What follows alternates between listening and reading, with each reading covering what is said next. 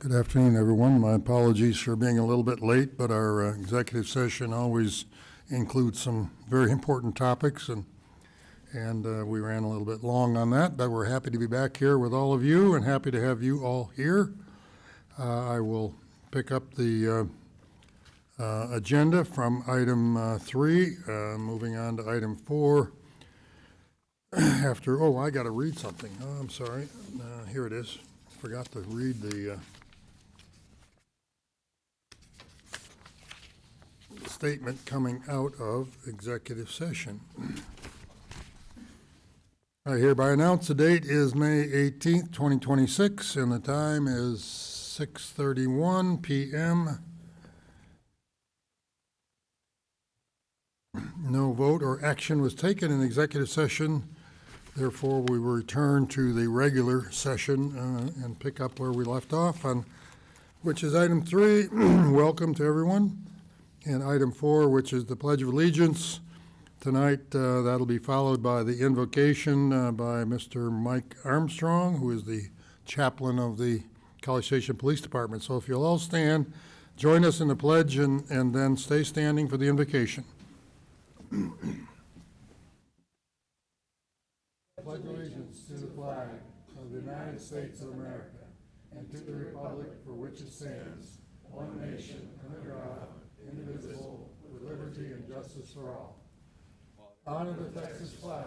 I pledge allegiance to thee, Texas, one state, under God, one and indivisible.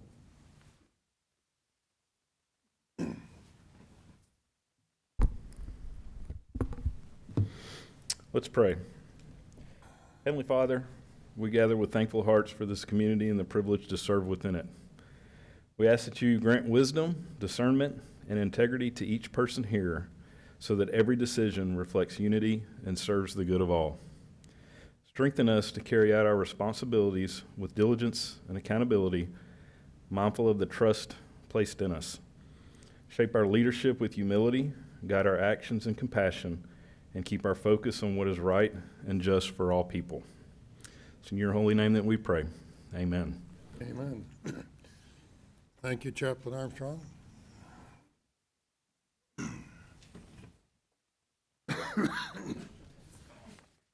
Members of the council, I have in front of me a request for absence from Council Member Mark Smith for both today's meeting on the 18th and also the May 28th meeting. Do I hear a motion to approve? So moved. I'll second. Motion made by Councilmember White and seconded by Councilmember Wright. All those in favor say aye. Aye. Opposed? Motion carries unanimously. Thank you. That's absence for both meetings.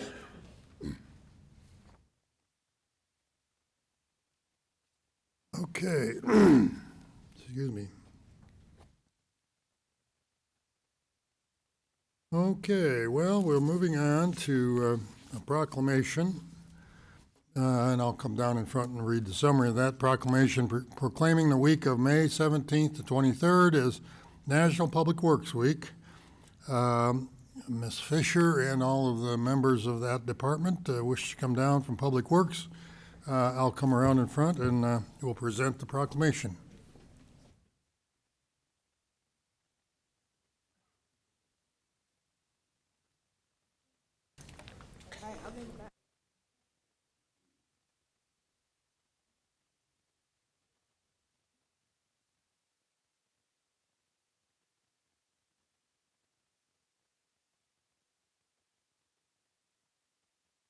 Well, we got half the department here, maybe, huh?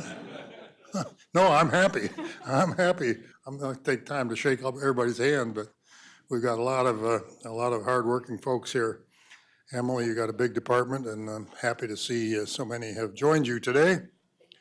We're starting a little bit different process. Instead of reading the entire proclamation, although they will receive the entire proclamation as normally presented, we are now starting a system where I will read a summary of the proclamation, which will cover everything that's in that.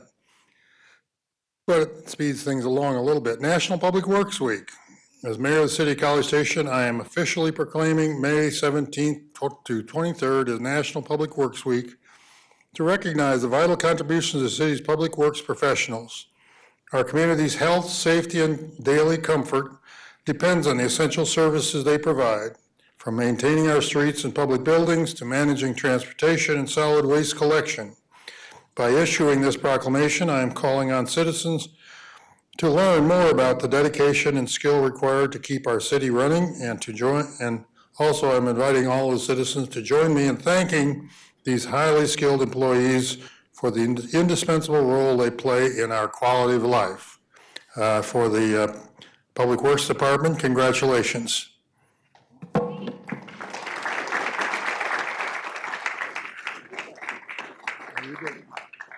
you going to get us all in? Yeah. All right, squeeze in, guys, squeeze in. So we have the taller people towards the back, and we can squeeze. Yeah, the shorter people to the front, taller people to the back. You can pull in a little further that way. Yeah, okay. Okay. And 4, 3, 2, 1. Okay, perfect. Thank you.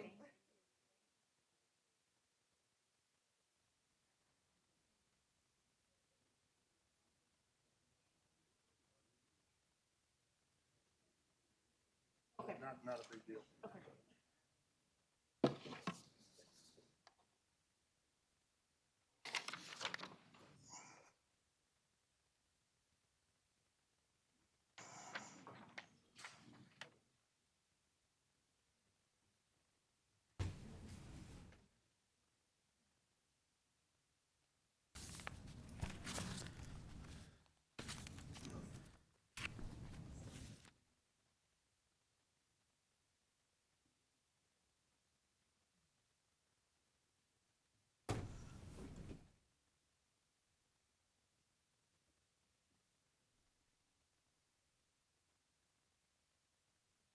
Okay, we move on now to hear visitors, and we have, do I understand it correctly, that the first, Ms. Smith, that one person has been crossed off the list, right?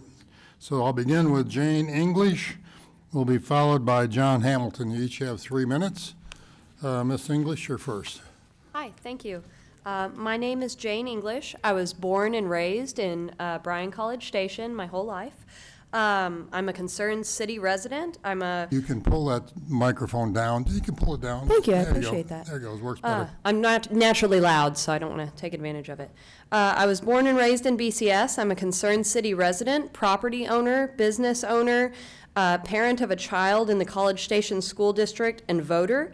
I'm here to speak about my concerns regarding flock cameras. I'm concerned about several things, mainly the amount of money that's being spent on flock cameras that could be going to other public services.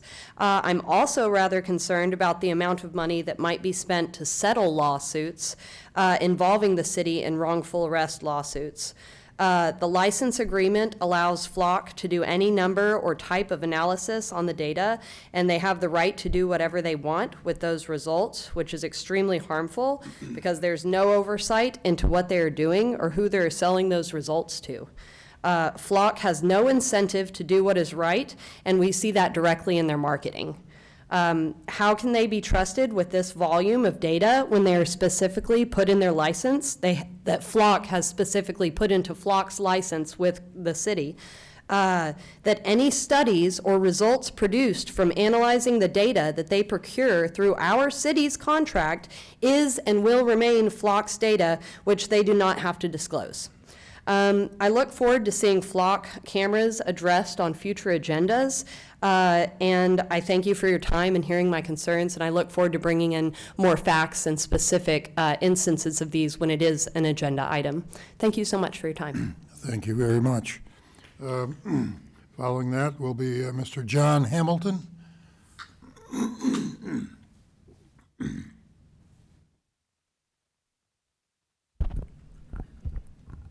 Hello, council members. John Hamilton here again to talk about flock cameras. I want to be clear about where I stand. I love that College Station is a safe city to live in, and I want our officers to have the right tools to do their job, and I want residents' data protected. one central question: is Flock right for College Station? I want to ask the council, has anyone seen a demo of Flock in action? Gone to the station and watched them run your own plate? All right, let me paint you a picture. When they run a search, they don't just see College Station, they see thousands of networks across Texas, neighboring states, and beyond. The AI can map your most likely daily route, estimate where you live and work, and show everywhere you've traveled. Gone to Houston to see the family, up to Dallas, even Louisiana, you show up as a dot on the map. They can find out who your friends are with a feature called Convoy Mode. It tracks if any vehicles were near yours on multiple locations. How many cameras are there in College Station? And does anyone know where they all are? I asked CSPD, and I'm still waiting on Lieutenant Harris to get back to me with this information. I filed open records request over 2 weeks ago and still haven't received this information. Another question for you. How many College Station license plate photos are stored in Flock's database right now? Flock states nationwide it has over 20 billion reads every month.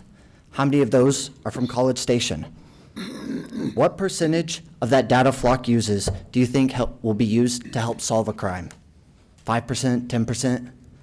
Research has shown 0.1%.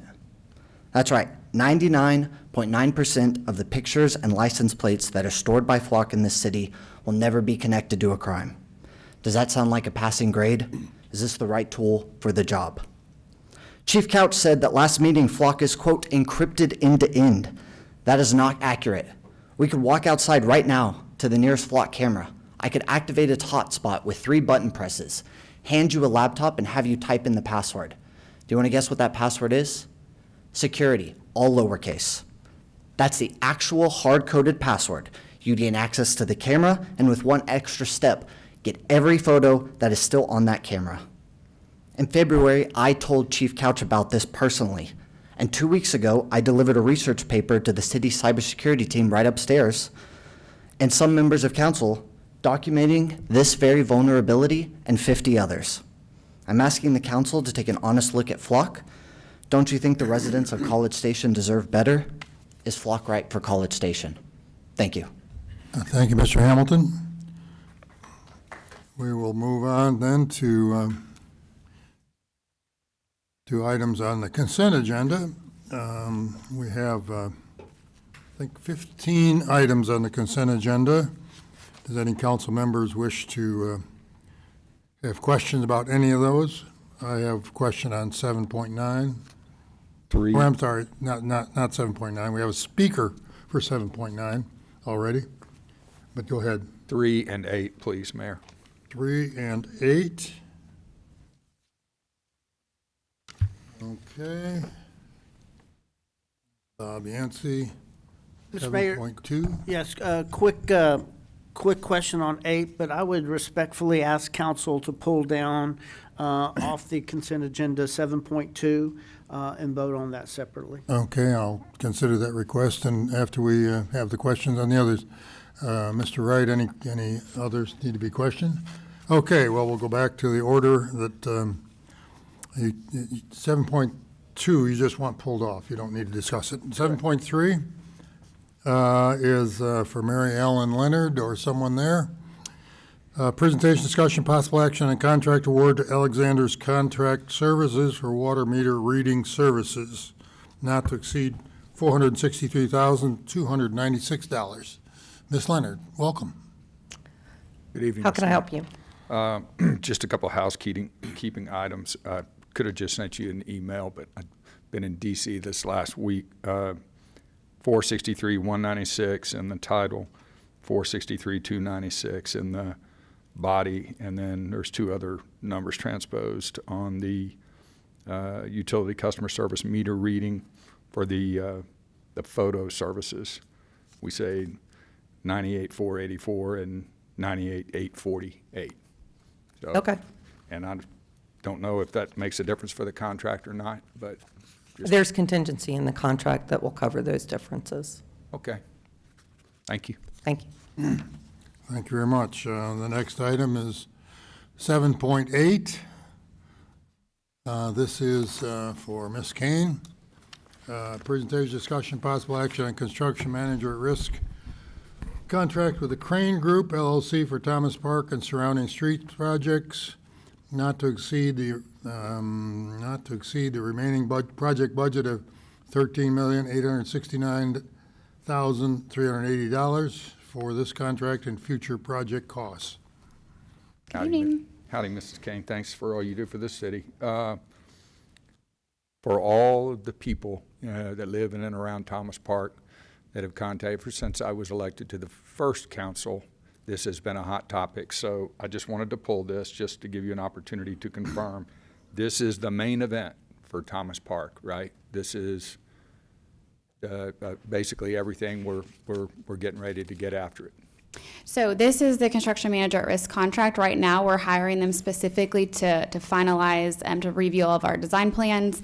We're actually combining, if you read through this, it's Thomas Park and the adjacent street projects. We're combining under one contract to get some cost savings, and just logistically speaking, it'll be much easier to have it under one contract. So they're going to review all of that, confirm of all of our cost estimates, and this firm will be the one to bid it all out. And so we will come back to y'all with more packages, at least one guaranteed maximum price to go into construction.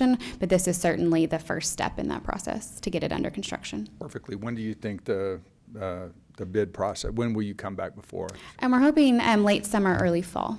Great deal. Thank you very much. Thank you, Mayor. Yes, question. As a resident that lives by Thomas Park, quick question. The last time the Architectural Review Committee met, there were a few very minor items that had come up. Have those been incorporated into the design, the current design? Yes, ma'am. They've all been incorporated. There were benches, some shade components. Everything that was noted has been incorporated. Thank you so much. Can't wait. And this does include Francis, the last phase of Francis, which is Yes, it does. substantial cost itself. Yes. Mr. White? Ms. Kane, just one quick question, more of an educational perspective on my part. Since this was part, you're combining some funds, and this is a bond fund, can you combine with other funds if it's a bond project? So we're actually not combining the pot of money per se. We're just going to have it under one contract, but we'll be charging the parks components to the bond. The streets components will go to the streets fund. And so it'll be a little tricky on our end to code it appropriately, but we're just combining it under one contract. Thank you, ma'am. No, I guess there's no other questions on 7.8. We'll move to 7.9, which I believe Ms. Morgan had a question, so I'll open that up, which is a presentation, possible action regarding a construction contract with Brazos Paving for construction of 3 crosswalks across Welsh Avenue at A&M Consolidated High School in the amount of $287,337, and the city's contingency, and totals up to $316,067.98. And I will turn the floor to Ms. Morgan, who has a question. Thank you. Or a comment. A comment. Good A evening, comment. council. Veronica Morgan, Mitchell & Morgan Engineers, 3204 Earl Rudder Freeway South. Just wanted to say on behalf of College Station Independent School District and Mitchell & Morgan, we want to express our sincere appreciation to your staff for exceptional work on this project.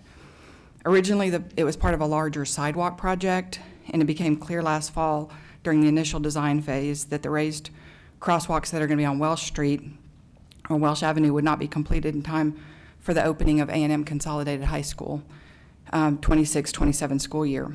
And recognizing the critical timeline, your staff, led by Melissa Thomas in coordination with Randall Smith, Jennifer Kane, and their colleagues, took proactive action with us to collaborate and move this project forward. They worked diligently with their consultant Colliers and collaborated with us, CSISD, TxDOT, to strategically separate the crosswalk scope from the larger sidewalk project.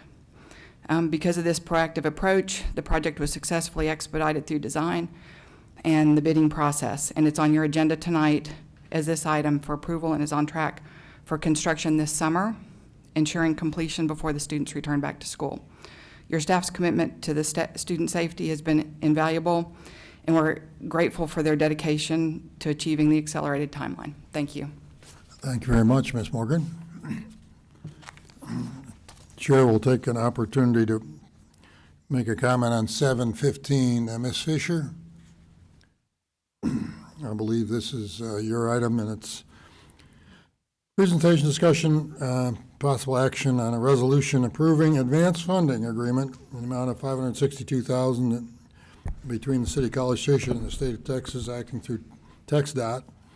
I just want to point out that I don't understand the very last page of the document, which was in our packet, page 679. It refers to the City of Bryan, not the City of College Station. It's the very last page of that item, and I'm not certain why the City of Bryan should be in there. It's a summary page. Am I missing something there, or should that say the City of College Station? Now, I don't believe we can commit the City of Bryan any money. And besides, it's all at University Drive, which is inside the City of College Station. Thank you, Mayor. Is this the summary of work? No, that it's you're just talking past, about? it's just past that. There's a table that shows kind of the different activities. The very last page of the docket. That's you, it. You can check it and correct it later or whatever. I assume we can vote on it regardless of what that particular summary table shows. Oh, here, she's got it right here. Yes. And if you look at, doesn't it have City of Bryan down there? Are you talking about the proposed landscape work? It's the last page of item 715. Yeah, so if you look, it has both of our logos, and that's just, they have their own I agreement. see, okay, you got it. You got it corrected, thank you. Got both logos. Thank you very much. Okay, I apologize for taking your time. Very good, both logos are there, so it means that both cities are participating where appropriate. All right, so we have items 7.1 through 7.15 minus 7.2. Do I hear a motion? So moved. Motion is second by Councilmember Schaefer. All those in favor of the items 7.1 through 7.15, except for 7.2, signify by saying aye. Aye. Opposed? Motion carries unanimously. Now, we will consider item 7.2, which Councilmember White is abstaining from. Item 7.2 is the three-year agreement with the 4-H program, Extension Service, and Texas A&M. I would move approval of that, Mayor. Pardon? I would move for approval of that item as well. Motion made by Ms. McElhaney, I'll second it. seconded by Mr. Wright. Any further discussion? Seeing none, all those in favor say aye. Aye. Opposed? Motion carries 5-0 and one abstaining. Thank you very much.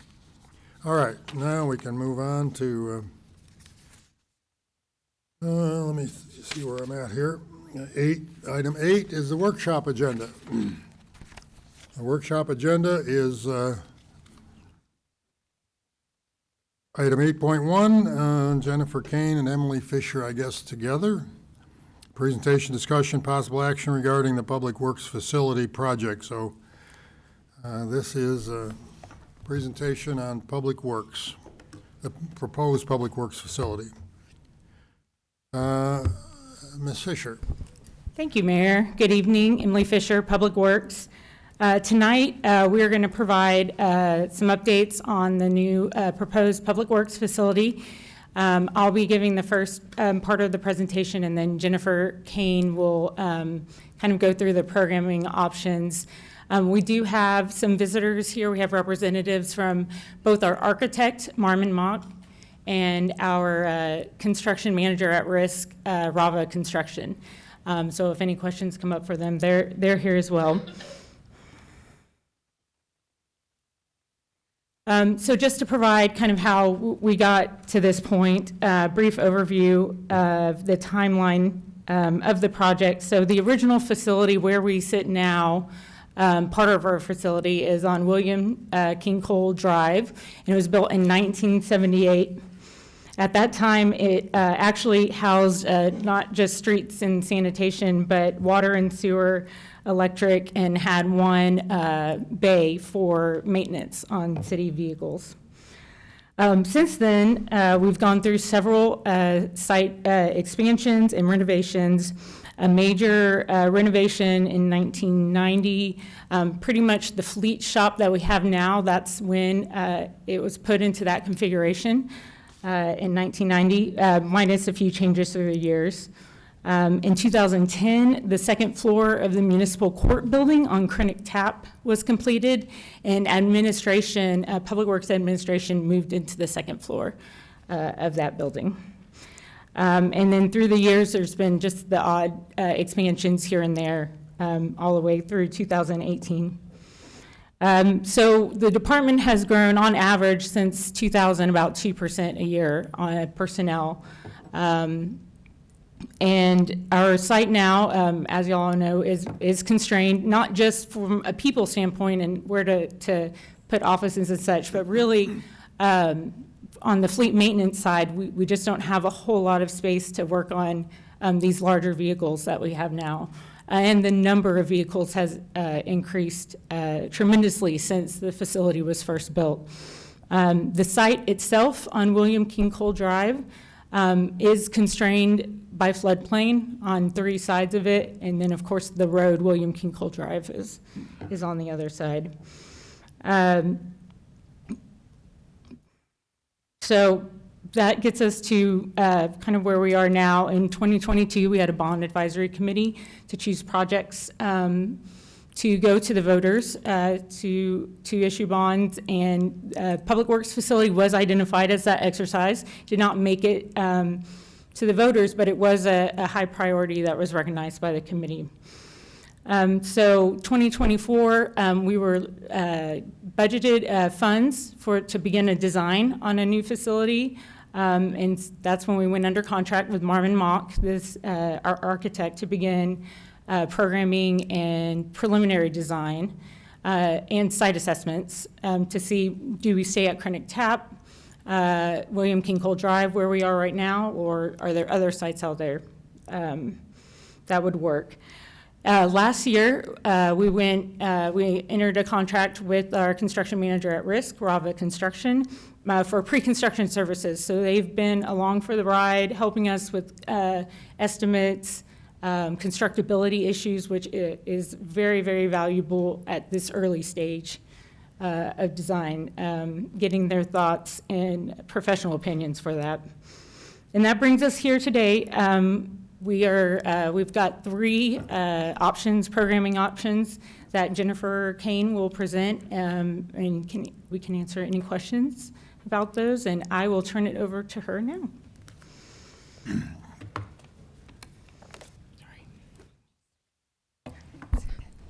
Good evening, Jennifer Kane, Capital Projects. Up on the screen here, you'll see, as Emily mentioned, program comparison options that we've gone through over the past couple of years and narrowed them down to 3 options. On the left-handed column, you can see the existing site, so just to give you some comparisons there for square footage, things that are included, number of bays, acreage that's being used, things like that. One thing that you'll notice too, we've got the 3 programs, but a couple of them up top on the top line where it says budget, it says KT or Rock Prairie. So there's 2 sites that we're going to be focusing on tonight. We went through a pretty extensive site evaluation process. We started looking across all properties the city owned, back in 2024, 2025, try to make a list of what was out there that we owned. And so we did find quite a few sites, but a lot of them were actually parkland, and so those weren't good options. And then we also were looking at just things that were out there that were available, potentially even privately owned sites. And through that process, we identified the Bevisma site on Rock Prairie as a viable option, along with considering alternatives on our current site located off of William King Cole. And one thing to note about the Bevisma site, if you'll remember back when Bevisma was formed, the city of College Station actually gave them this property off of Rock Prairie. And so once we identified the Rock Prairie site as an option, we reached out to them and to their board meeting, or went to the board meeting and kind of let them know it was something that we were potentially looking at, and we asked for permission to go out onto the site to conduct geotechnical borings out there to see if it was a suitable site. And so we did that. We got their approval for that in July of last year. And we also, so we did 20 borings at the Rock Prairie site in various locations just to see how the soils were. And there will have to be additional work done once we kind of narrow down the program. We also took some additional geotechnical bores at the Krennic Tap site as well on some of the spaces that hadn't been developed, some in the parking lot areas and some kind of closer over by Dartmouth where it's an undeveloped piece of property, just to confirm that the soils were suitable for future construction. We also did a phase 1 environmental site analysis out at the Rock Prairie site as well, just a desktop study to make sure there wasn't anything that we weren't aware of going on out there, and we didn't identify anything that was a surprise. So just wanted to mention that before we kind of go through these options. So the big things in this comparison, I will go through, I've got more detail for each one and then site layouts to look at, but just kind of high level. Obviously, the growth projections are different across these different programs. Program 1 looked at a 20-year plus. Programs 2 and 3 were looking at like a 10-year plus projection for growth. And then obviously there's different overall costs, different square footages for the different buildings based on the needs as we went through this process. And another thing too to note is the usable acreage and then planned acreage usage. So one thing about the Krennic Tap and William King Cole site is it's 20 acres, and that's the only usable space is 20 acres. And so in all of these situations, we're having to use that full amount of space, and so there's not much growth opportunity versus a Rock Prairie site where you'll see in the different options we're not using the entire site, so there is availability and flexibility for growth in the future. The last thing I want to note on this slide of the 3 options, Program 2, it does not include any administration space because, again, trying to work through the costs on that. And one thing to remember is through the legislative program, I think it was last year, House Bill 4082, they actually defined what public works is, and so you were unable to issue debt if it doesn't include administrative spaces as a significant part of the program. So in this case, we would not be able to issue debt for Program 2 if the council decided to move forward with that option. All right, so first up is Program 1, which is our largest option. I'm actually going to jump to the next slide that shows the layout, but we can flip back and forth if y'all would like. So program, one thing too I want to mention on all of these cost estimates, while they do look very specific, they are high-level cost estimates because we don't have full design, and these are coming in conjunction from our design team and our construction manager, and so they're looking at current projects they're working on and past projects to kind of apply cost to these, but as we actually get into the details of design, some of the costs like per each building will shift a bit, but we do feel confident in the overall estimate for the project, or for that program. So first up, Program 1, we're just showing the layout, which is kind of the preferred option on the Rock Prairie site because there is more space to look at this full 20-year plus growth projection. So one thing to note here, you've got the fleet maintenance building, which has 14 heavy bays and 14 auto bays. It includes all of the shop spaces and admin spaces based on a 20-year plus growth projection. You will see kind of in the orangey tan color is covered parking, and so we do have some covered parking currently at our current site, but this addresses covered parking for all of the Public Works fleet vehicles to protect them and have better longevity of the vehicles. And then you will see in comparison to the other options, there's a significant amount more of the heavy-duty paving and employee parking, so the whole site is kind of expanded in this option. And just as a comparison, if you back on this one, you can see where we have the Krennic Tap site looked at. One thing to note, where it says general conditions kind of in the middle, the Krennic, if we were to stay on Krennic Tap site and try to do this full program build there, it would take quite a bit longer, 8 months longer to construct because we would be trying to maintain an operational space while building new and kind of bumping people back and forth to make sure that we can move into the new space while still using the old space and doing renovations. So but basically the costs are generally the same between the 2 options to get all the new spaces that were identified and the needs met from the 2 programs. Any questions on that before I move to Program 2? All right, next is Program 2. So we started, it's pretty typical to start with a 20-year growth projection, which is what we did in Program 1. Obviously, the costs were more significant than we were anticipating and hoping for. So we really took a look back on Program 2 and wanted to look at, okay, how do we really target this budget of the $40 million that we had plugged in the budget? And so we started looking and saying what items are not the highest, or what are the highest priority items, and what do we need to do right now just to make it the most functional operational space that is needed. So obviously fleet was a big one. That was really important. And so that was one of the first things we focused on. And so if you'll see on this one, because it doesn't include all of the spaces, so admin doesn't have anything happening, and then traffic engineering didn't have anything happening either if we relocated to another site. So that's why we're showing you on Chronic Tap. The goal was to keep all of the divisions together if possible. So for Program 2, the best option operationally would be all to stay on Chronic Tap. So the big things here to note is there are some renovations that are happening on the current site. You can see where it's kind of hashed and shaded. So there's some spaces that would be shifted from what our current fleet buildings would now be utilized for potentially covered parking. Street drainage, landscape, and irrigation can kind of spread out there. And then the fleet maintenance building would be moving and the shops building would be moving. And so just making some adjustments there and spreading out across the current Chronic Tap site. The other thing to note on this one, kind of the gray and blue hatch, that's the current floodplain. So we designated that as well. And so that was a big item of concern to make sure we can get as much out of and close to the floodplain area as possible because of the flooding that happens. All right, and then our last option is Program 3. And so we took one more look back at a 10-year growth plan and said, okay, if we want to try to keep all of the divisions together and allow for future growth opportunities, that's what this option is. So it's looking out at the Rock Prairie site and getting everyone relocated there for the long-term operational success and growth. So all the divisions would be out here on this site. You'll see we've got fleet maintenance, shops, and admin. And so we reduced the size of the fleet maintenance building and got 12 heavy bays and 4 auto bays. We connected the shops and admin building. All of these are planned, and all of the options are planned to be metal buildings. And so just kind of basic finishes and trying to be as economical as possible. And then you see the visitor parking and employee parking shrunk as well compared to option 1. Again, as we reduced the program, it reduced the need for some of those parking spaces. And then one of the big things too is that covered parking is not included in this option, but that is something that could be added later. Overall, based on facility and operational needs that have been identified, the best long-term solution is this option, Program 3 on the Rock Prairie site.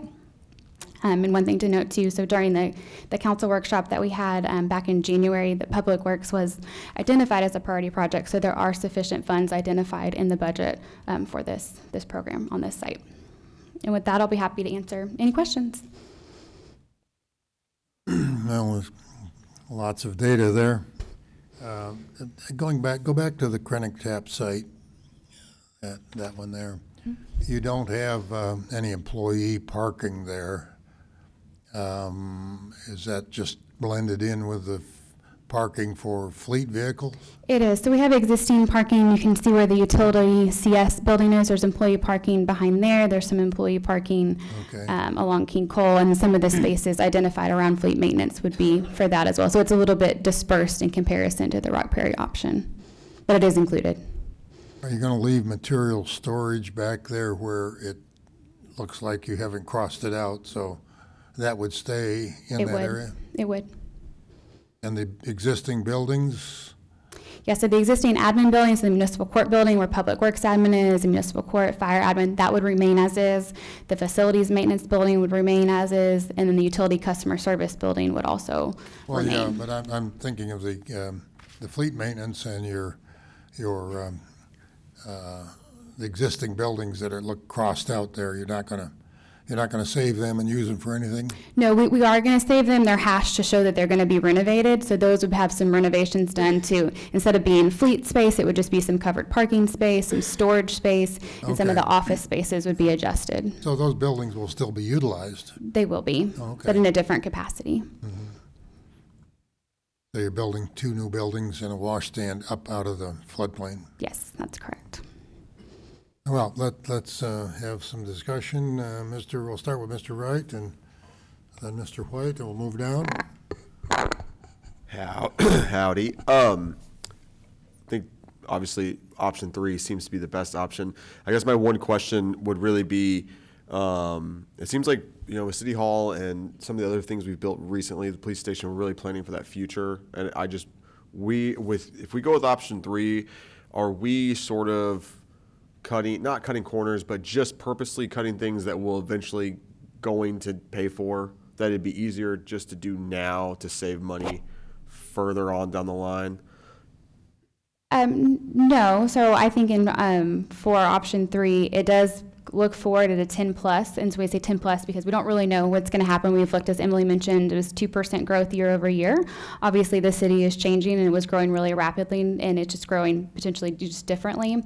So we have built-in space there, so it's hard to say for sure, but it probably would be a while if we built out the full program that we would fill it up. Right. I guess even with like covered parking, like if we're going to save, I don't remember how much the covered parking was, but if we're going to save $5 million by not doing it now, but we actually do need it, it's going to extend the life of our vehicles, and then by the time we decide we want it, it's actually a $20 million price tag. The way things go up, what I'm getting at is it's just easier to do everything we need to do right now before the price goes up. So yes, I mean, I think it's always the opportunity cost balance, right? I mean, if we had 65 million to spend, or 75 million as was the biggest, then I think you could effectively spend it and eliminate maybe some future costs.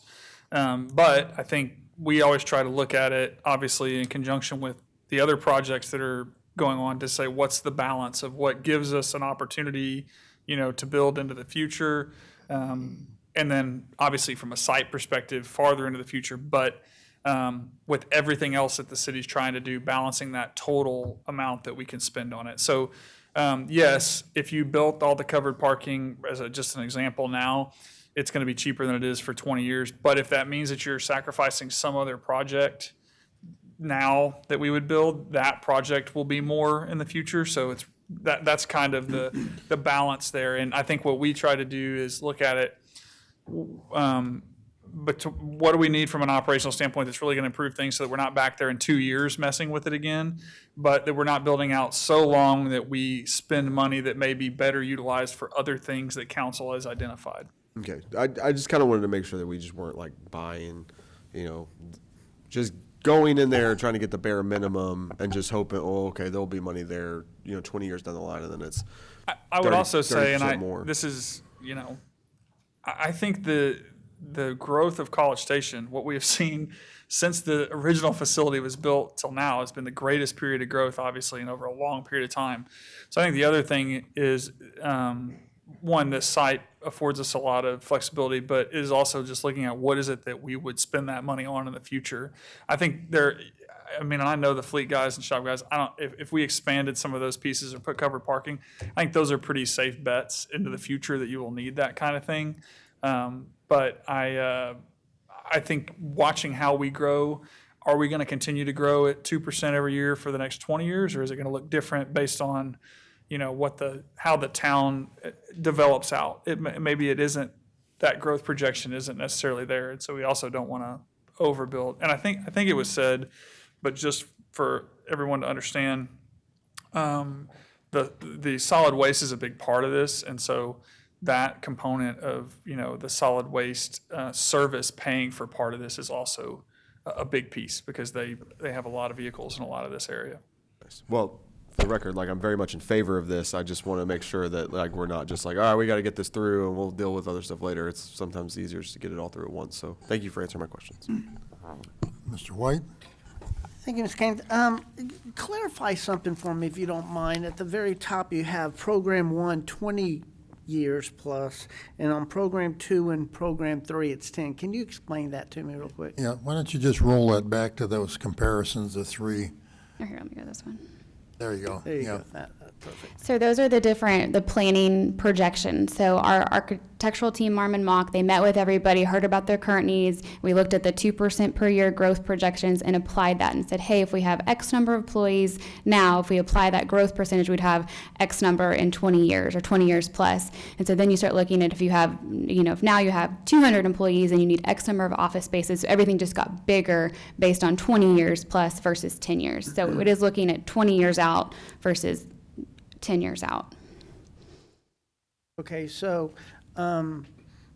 You're recommending Program 3, is that correct? Yes, that's correct. And I'm just looking at the fleet and shop square footage. They don't seem to be as much as Program 1. I would think with the growth that we just talked about, that you would want to kind of plan for the future if you...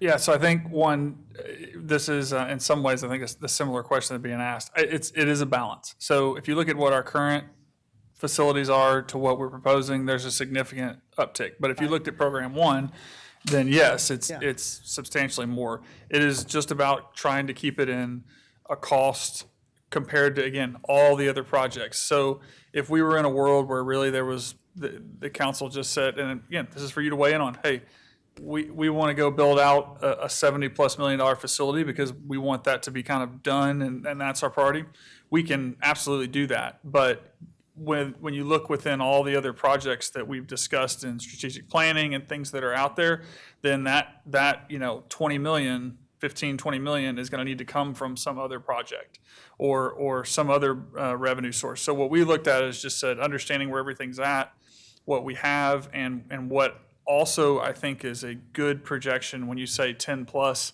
I think there's elements of it that will go much farther than that, and then some that we may need to look at. That's where we kind of landed on that. But absolutely, and to Councilmember Wright's point, police we maybe looked at a little bit differently, and partially because, especially when you're looking at buildings and types of things, you have to look at it a little differently. It's harder to add on and stuff. But there will be things that, whether it's the police side or even this site. I mean, at one point there was, it was like, are we going to build a parking garage and some other building and these type of things? And we just said, yeah, if the building is here 50 years, you'll probably have to do some of that stuff. But we pick a kind of a sweet spot that we think allows for growth and a good planning horizon, but that we also don't, spend all the money we have now that creates an opportunity cost for something else that's also important in the community.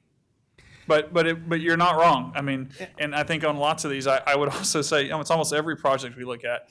If you look at a good park project and say, hey, we've got 25 million to spend on it, and we get our parks folks up here and say, could we give you another 5 and could you make it count? Absolutely. But it's just a balance. Great explanation. I mean, it's kind of one of those things where, what's the cost in 10 years if you wanted to build that, right? I mean, you always kind of compare, like, building that today versus building it 10 years ago. The cost could go up. Maybe the 25 is, in the long run, Jeff would probably have to give me that number, kind of better to do it now and not have to wait for another growth in 10 years. So, once again, I appreciate it, and very, very informative. Thank you. Thank you very much. Ms. McElhaney. I appreciate that we have a great need for an updated public works facility, and I concur that Program 3 looks to be the best bet. Is there any heartburn at all with any of the items that are kind of being left off in that 20-year program? I know we've kind of just have everything you need, Ms. Fisher. I think, as Brian said, it's a balance, but the Program 3 would give us so much more room than we have now. So we would definitely be in good shape for several years, and it also has the ability to expand fairly easily, which is what we've done on our current site. So that also eases that heartburn. Thank you. I would also just say that was a good answer and a very political one too, right? Our folks, all of them could get up here and make a great case for how it would be an investment. I think, I've kind of said the other part about balancing it, but I think one thing that's important too from this stage that was mentioned is, because I won't point out, I was going to point out one of these that I would like to see change a little bit, but these are just, numbers that we're using to plan for. When we start getting into the more hard design piece, there may be opportunities to say, hey, let's go ahead and design alternatives here and cost what it would be if we can up this or up that, especially when we start working with the folks, much like in PD or in City Hall or any building, when you're working with the folks who actually have to do the work, they're a lot of times able to tell you, hey, I get it, these two things, but if we could get this thing, it would be really transformative. I think there, you will see programmatic changes, and there may be a place where we come back and say, hey, there's something that really would make sense to do now, and the people that are using this say that would be a big difference. So I don't want this to either, people to take this slide and say, well, this is what it is. This could change some once we get the general idea, hey, here's what we're shooting for. Because 100%, I could bring a bunch of them up here and say, is there anything additional? And they would have good suggestions, and it would be value added.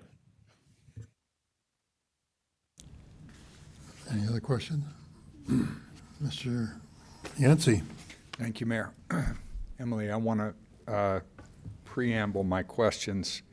I did a deep dive on your department, looking at the audited financial, the budget, this presentation, of course. I was struck by, and it's only fair to acknowledge this, you've stretched this rubber band very, very tight. Over the previous 10 years, even controlling for when we moved capital projects out from Public Works, you've only gone from 128 to 136 employees. Your population growth in the city of College Station has been a multiple over what your department has done, and that's awesome. I was also struck by the fact that the number of vehicles in the fleet, it also hasn't tracked corollary-wise with the growth in population. So that's really cool, and you're to be commended for that. With that as preamble, now my pointed questions for you. I didn't see a fuel consumption analysis in this, and fuel's obviously going to hit the O&M budget. And so is that something that our esteemed consultants and you guys are going to look at the consequences of moving out to Rock Prairie Road? As in the distance being further from where we are now for vehicles to travel? The net delta impact of moving several miles to the south and all of the vehicles that would have to travel that extra distance to and from that location. So we have not looked at that. I will say that we will be closer to Twin Oaks landfill, so we will be saving on the solid waste side our vehicles going to landfill and coming back. So we have not run that analysis, but it is something we could look at. And I'm glad you brought that up, because that's one of my other questions. Why not put the sanitation fleet so that there's no deadhead miles at Twin Oaks, where you've got more land to work with, and where Twin Oaks will undoubtedly be getting a lot more material and revenue, given that it's in Grimes County? Why not? So I would just say, purely from a mileage perspective, it's like the same, because if you stay there, you have to come all the way in here, versus if you're halfway, and really in either one of these cases, Krennic Tap or otherwise, because you're going into the city. Your first run is this much, then you make the same run all the way out to the landfill, and if you're at the landfill, you would stop. So you either have the trip in the morning or the trip back, and it really works out to be about the same. The only place you see that, and you have to get really complex with it, is if you really run all the routes. There are some minor things based on, road connections and pieces, but I would say it's kind of a universal truth in this, having been somewhere else where we ran a similar analysis, where you put it from that place, if it's a relatively central location, doesn't change that much. If you stick it all the way up in one corner that's not the landfill, then it makes a bigger difference. Well, I appreciate that, and I know artificial intelligence makes mistakes, but Anthropic thinks it's about $1.8 million in operating cost on fuel, a premium over what we're paying today, if that means anything. You're saying that you think it costs $2 million more a year in fuel? Not quite 1.8? Right. See that? I don't understand it. I don't understand why, given that, number one, you don't have an agreement to put them out at the landfill, which is a big question. But even assuming that, the mileage is going to be the same, because they got to run all the way into the city to do their routes. Well, and go back. if we do a fuel consumption analysis, we would have an answer to that question. But I'm glad you brought that point up because it leads me to my next question. Oh, well, okay, I'll save my questions for my turn. Do we have permission at this location to locate it at Rock Prairie? No, we haven't asked that because we haven't asked council. So they're aware that we're discussing it, but unless we, I mean, legally from the general manager, it can happen, but we have not asked them for permission because we haven't decided if that's the site because it hasn't come to council to make that decision. Great deal. Traffic impact analyses, I mean, that overhead picture, if you don't mind going back to it, is kind of eloquent testimony to the fact that CSISD has a significant number of buses right there that let out every morning and come back and presumably do it again in the afternoon. We don't have any right-hand turn lanes at either end of Rock Prairie between William D. Fitch and the highway. And then if we add our vehicles to that mix, I guess my question is, and I believe we constrained building the full build out of Rock Prairie Road about a year ago or some time ago. How does that impact this? Are we going to get a traffic impact analysis on? So there's not one that's been done yet, but I believe there will be one with the scope of the final design. So that's something that will be looked at. It looks like we have a lot of vehicles, and we do. I think overall we have something like 190 vehicles and pieces of equipment for Public Works. But in the grand scheme of it, it's actually not a huge impact on the traffic, but we will still look at that. Great deal, thank you. And then land acquisition cost and any needed debt service. I don't think those, I guess they could be, are those baked into the land acquisition cost and the debt service to acquire it, or are those in these? Well, I mean, overall, it would have to be, I mean, I guess there's two parts to this. What would it cost to acquire that, which, I mean, based on valuations and or the fact that that's zoned in a way that it cannot be used for anything but a municipal purpose, I don't think the valuation, I think it's pretty minor in the overall scheme of things. I think it was noted on there on the flip side, there is a valuation, and again, general, of the Krennic Tap site that we did, which is obviously in the, you've got one site that you own but is worth a lot of money, and you've got one site that you theoretically would either lease for or buy for some amount that would be negative. And so, you know, I think the value as I see it out here for acquisition would be relatively immaterial, and so I would consider it as part of that estimate. And for the same reason, on the Krennic Tap estimate, we don't put an opportunity cost on that land. And all three of these options, whichever one council selects, do require a budget amendment, correct? Because I think we have exactly $40 million, is that right? So to answer your earlier question regarding the debt service, we have built this particular project into our debt service estimates for next year and through that debt service forecast. So that is currently baked into our forecast. And in terms of the budget piece of it, at this point in the year, when we come up to we're getting close to bringing the FY27 budget, that's where you're going to see the additional appropriation show up in the budget as part of the FY27 budget. Okay, and I can see why you might not want to disclose what that debt service was based on, but could somebody please send me an email with what the debt service? In terms of? In terms of, you'd be able to reverse engineer into an acquisition cost for the land, and I'd like to preserve the city manager's negotiation ability in that regard. Oh yeah, I mean, I think we can give you an estimate of like we're talking about what the land value would be, and then what the tax rate or would be to cover that debt. Okay. Yeah. And just to add on to that, we are projecting the debt that we issue for this would be at 5% over a 20-year period. Okay. Okay. Thank you. And then lastly, there was rumors years ago that, you know, we from, I think, the sanitation fleet, that we were gonna look at doing more collaborative efforts with the city of Bryan.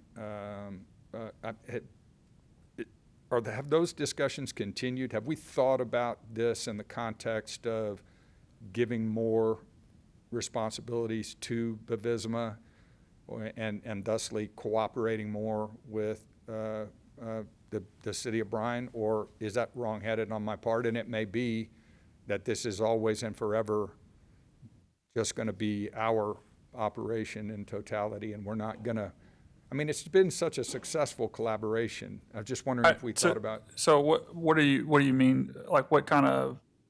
I don't know, up to and include, you know, well, I alluded to the locating the sanitation trucks where they're going to make their final deposit of material. So, you know, if you took that a step further, Bavisma operating sanitation fleets for both cities and Grimes County. I mean, have we done that kind of outside the box analyses, or is it wrong-headed to even entertain? Yeah, I mean, I guess you could. I don't know in the operations side that you would see a lot of value. Again, and as Adam just mentioned, we are the sole provider by ordinance, so that's the way we operate. I don't know that you couldn't do it. I'm not sure that I would see, because of the way you operate solid waste, a huge, there it's a little different than where you deposit it, because kind of everybody has to put it somewhere, and that can be at a specific place. I will say in this instance, it goes way back to when, long before I got here, but I think cooperation is, we deposited 90% of Bavisma's assets. So Bryan put in 10. I mean, all 200 acres of the old site. Now it is a 50-50 operation. And what we put into it aside, it works just fine. If you assume that we were not going to be the sole provider of that portion of it, but I don't know that it would, that would you'd have to really look at it. We have two different services. We provide things in a different way. So, you know, I don't know what the advantage would be. I would also point out, you mentioned something earlier about, you know, deadheading them out there, which again, that's something you could look at. Our fleet is not out there. Our maintenance folks, our facilities that way. So that's the other piece that. Well, the maintenance events would be episodic, right? But the pickup and unloading of refuse is all day, every day. Right. Yeah, it is. I guess what I would say though is that it's episodic, but it is more often to do maintenance on them than you would imagine. And for what it's worth, our people would have to drive all the way out there too. Not to say that they're all right there, but I don't think we've ever looked at, and I at least in my time here, have never had a council ask us to, and I don't think we've ever thought, and Emily can weigh on that side, that there was some value to us partnering. I will say there are other services that probably it wouldn't work for us in the city of Bryan to partner on, but that we do talk about. I mean, we've talked about things where you could have like one organization that covered all, and just politically it's not possible. There are ones that you could do that, but I think the solid waste piece would be challenging. And the 200 employees, 170 to 200 employees, that would constitute a dramatic acceleration of hiring compared to history. So is that because we have stretched the rubber band so tight that something's ultimately got to give? I think what they said was they used the same growth pattern that we have had, which is 2%. But that is also one of the places where Program 3 didn't exist until we had looked at Program 1 and Program 2, and that's the same thing we looked at. And I kind of mentioned to Councilman Wright's question, I don't know that I see that as a straight line growth projection, and that's one of the reasons that Program 1, while absolutely would be great, I don't know is the goal for us, because I just don't think you will hit that same projection. And I think that goes for a lot of things in the city, but the way that we go about work here, I don't think you will get to that point in 20 years. Great deal. Thank you very much. Thank you, Mayor. Thank you, sir. Mr. Schaefer. So I think at this point, Mayor, my questions have pretty well been answered, but I would like to go back and make sure I'm clear on one thing. And Emily, I think you mentioned it, or it may have been Jennifer, but Brian just addressed it, and that is the land that's out there, this site, Program 3 site, which I'm in favor of. That belonged basically to College Station at one time. Can that just be explained clearly so that people understand that situation? Yes, and I'll give it my best shot, but there's a lot of history to that. But yes, the city purchased that acreage along with what the old landfill is on at some point in the past. And when the Bavisma transfer agreement came about, it was all transferred to Bavisma. At no cost? The whole site, Yeah. correct. So if we end up buying this land, we end up buying our land back. Correct. Thanks. Okay, I guess my turn. Come back to the picture of Krennic Tap property there. I noticed what you did was, this is on the previous slide, this is the middle one. It's not Krennic Tap Plus, or whatever you want to call it. It's Krennic Tap. What I like about this is that you still have access to those existing buildings and you don't have to build admin. However, because you're not building admin, you can't pay for it with bonds or COs. Is that correct? Correct. You got to have administration in it in order to use debt with COs or bonds, correct? Yes. Okay. And that's what I think that the bottom line on the previous slide is. But I do like the idea that you've got the existing buildings that you could rework some, which gives you a lot more footprint, so to speak, of buildings and covered parking area and so forth. You've already got fuel there. You don't have to build that again. You'd have to build a wash. That's new. So there's some things I like about it, but you got to, whatever the opportunity cost is for all of that land, which is up out of the floodplain, which is a significant amount of property, that sort of is a big trade-off in my mind. Responding to a couple of other things, if you go to option 3 there, you're building fuel out there, so you got fuel out there. Yes. Same kind of a fuel pump and fuel storage that you do at the other two. We now have 2 locations, right? Correct. And just a point of clarification, the fuel island at our current site is just about as old as the building, so it is in need of replacement. But didn't we just do some of that? Oh, We have not done that okay. capital. Now, we built a new We've one. done some improvements to our gas system and how we track that, did some improvements to the site, but we have not, we've put off that capital project to replace the Okay. fuel island. So, but we do have fuel out here. It isn't as though any of these vehicles have to run to one of the other fuel stations. They'll be fueled up overnight. Correct. And ready to go in the morning. So I don't see that as a big issue. I am interested in the questions that were raised earlier about the land cost, which isn't in here now. City manager kind of said, well, it's sort of baked in if you're looking at this property here. Certainly, we own the Krennic Tap property, and but there's an opportunity cost associated with it, which probably is much higher than whatever the negotiated price is that it costs you to get this land if it's available and if it works out. I do see the idea of growing this over time by adding fleet equipment coverage and that sort of thing. And I know it's nice to think about spending today's dollars, but dollars 10 years from now will be a lot cheaper than today's dollars. So you got that factor involved in it. I think they make a good case for what do you do in $40 or $50 million and get it started. So I certainly appreciate that. As far as thinking outside the box, one of the things that we've always talked about among councils over the years I've been on council is the importance of the number of touch points we have with every household in the city. And solid waste pickup is twice a week, and both trash and bulky. And it seemed to me that running a really first-class system, which we do, which you do, and Pete does, and Pete's people do, with clean trucks, well-organized, on time. And I tell you, I read the Houston Chronicle and I look at the problems of solid waste management all over the suburbs and the city down there.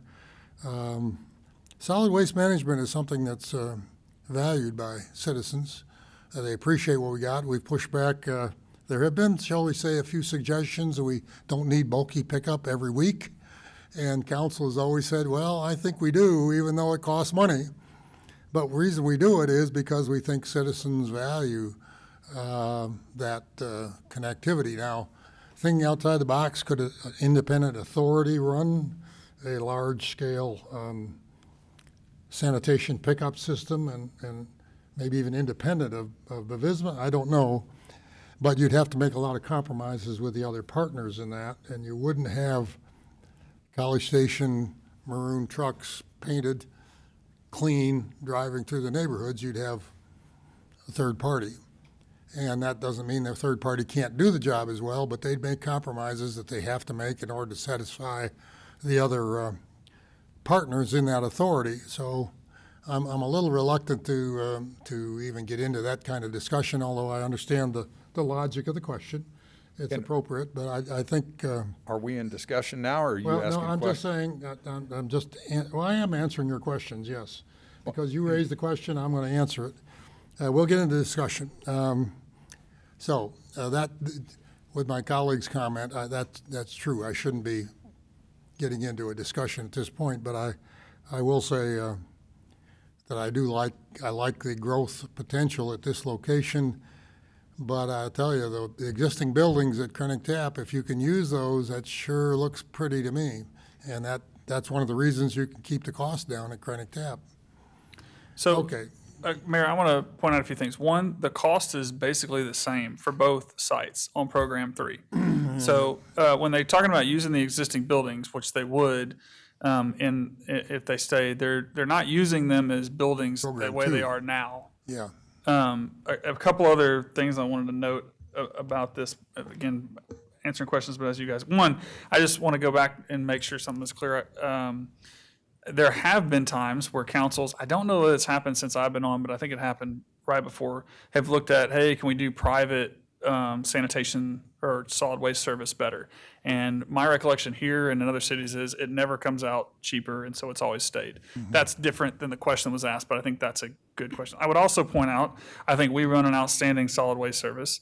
From what I know, and I'm not over there, but Brian runs an outstanding solid waste service. We absolutely partner with each other when we've had mechanical issues, or they have, because you just cannot get these trucks from anywhere. We do all that stuff like we do other places, but Visma runs a really good service. So you've got 3 really good people. Maybe there's something there. I'm just kind of off the cuff, like I don't see the economies of scale like you do in some of the other services, but it could. It all works pretty well together right now, how everything goes.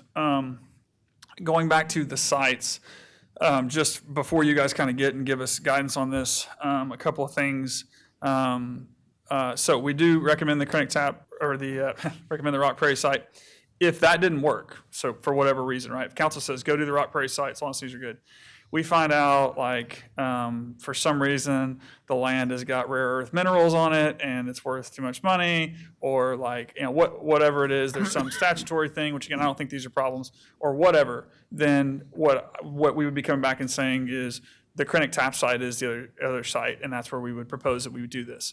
So we think the Rock Prairie is the best for a lot of reasons that I can hit in just a second to summarize. But we have looked other places, and it really did come down to these 2. So I would feel pretty confident, and I think the team would, that we looked at other greenfield sites or even brownfield stuff, and they don't really work. So if the Rock Prairie didn't work, then we would still be proposing to come back. So I don't want to sit here and say, oh, we can't build anything at Krennic Tap. We could. I think the biggest advantages are one, operationally, we have an opportunity to build everything where it's out there. And I think it's a good location. There's a reason, I mean, there's nothing else that's ever going to be built by there, right? This isn't a flip of a development opportunity. I think it's a really good site for that. It provides a lot of opportunity for expansion, so that's really good. The Krennic Tap site, I mean, we don't have any plans for it other than we will still have some municipal use for it, obviously. There are other, fire administration and stuff that we were looking at expanding. So obviously if you move admin off, it creates some space in those existing buildings. So there's some use there, which is good. And then, the valuation on the land, hey, it could be worth 20 million. That depends a lot on what you do with it. But I think there are absolutely potential municipal uses or like partnerships or things that could happen there. So the other part that I look at this, if it really all worked out great, you get the Rock Prairie site, you build it for what you think, you're over there, you find out something that you're going to do, whatever it is on Krennic Tap or the long term, maybe in 10 years when you're doing something on that site, you're taking some of the money that you gain from that site and investing it in the next phase of a public works type of a thing. So ultimately the cost to the taxpayer actually is less than if we'd have just done it all at one time or something. I think there's a lot of things to figure out there. But I think the important part is that I think if you look at the costs, they're very similar at either site.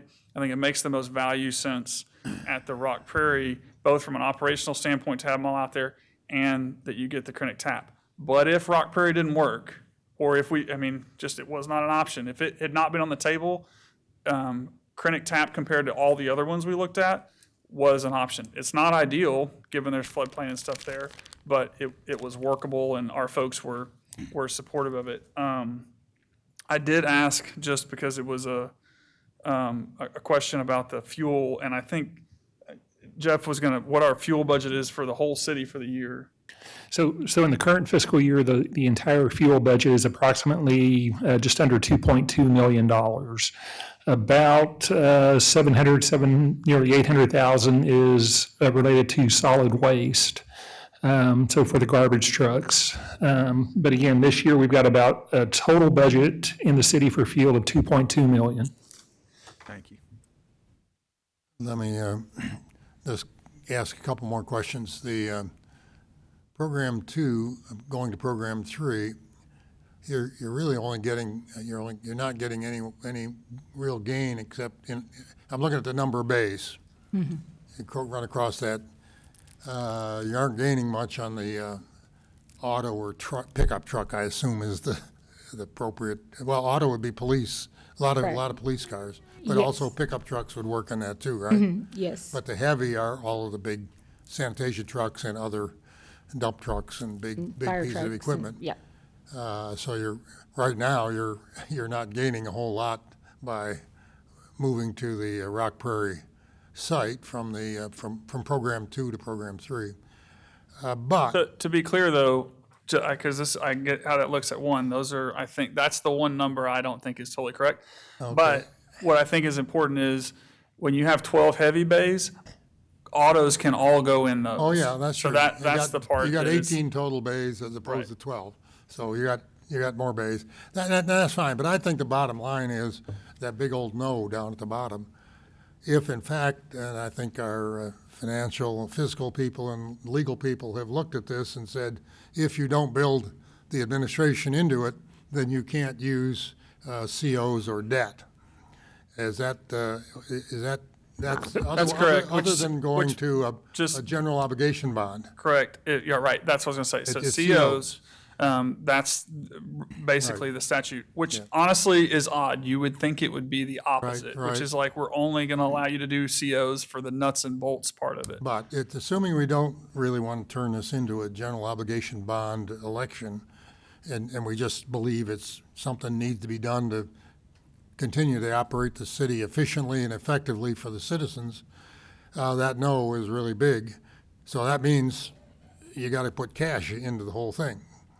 And so if you put cash in there, you really don't have a lot of cash for other things because we all know we've spent the cash already without this. So I think you'd probably have to go back and look at what you would do on program 2, but I'm willing to listen to the discussion and further my conversation with my colleague here as needed, so. Right, what you need tonight is direction, correct? Direction from council. Correct. Yeah, and I would say Not kind of on a not- couple of fronts. Are you good with, the recommendation, or what is your recommendation? And again, I would say if the recommendation, if you guys say go forward with program 3 or whichever program and look at Rock Prairie or Chronic Tap, or if you look at Rock Prairie, then again, it's going to be, okay, we've gone out, now that's been the guidance, we would have to go talk to Bavisma and then come back and say, what was the result of that? And I think cost obviously would be part of it, but what would it take? If it was Chronic Tap, then obviously that step's not part of the process. Very good. I think I'll start at my far left end here and just ask each council member to speak to that recommendation or reservations about the recommendation and a different recommendation and see where we come out.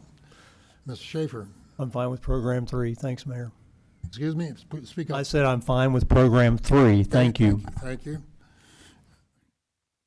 You want to carry on a conversation? No, or you I, wanna go I did have, a question Okay. for you. I mean, they're obviously doing a great job. There's definitely if it's not broke, don't fix it kind of a deal with the larger strategic, looking at furthering a partnership.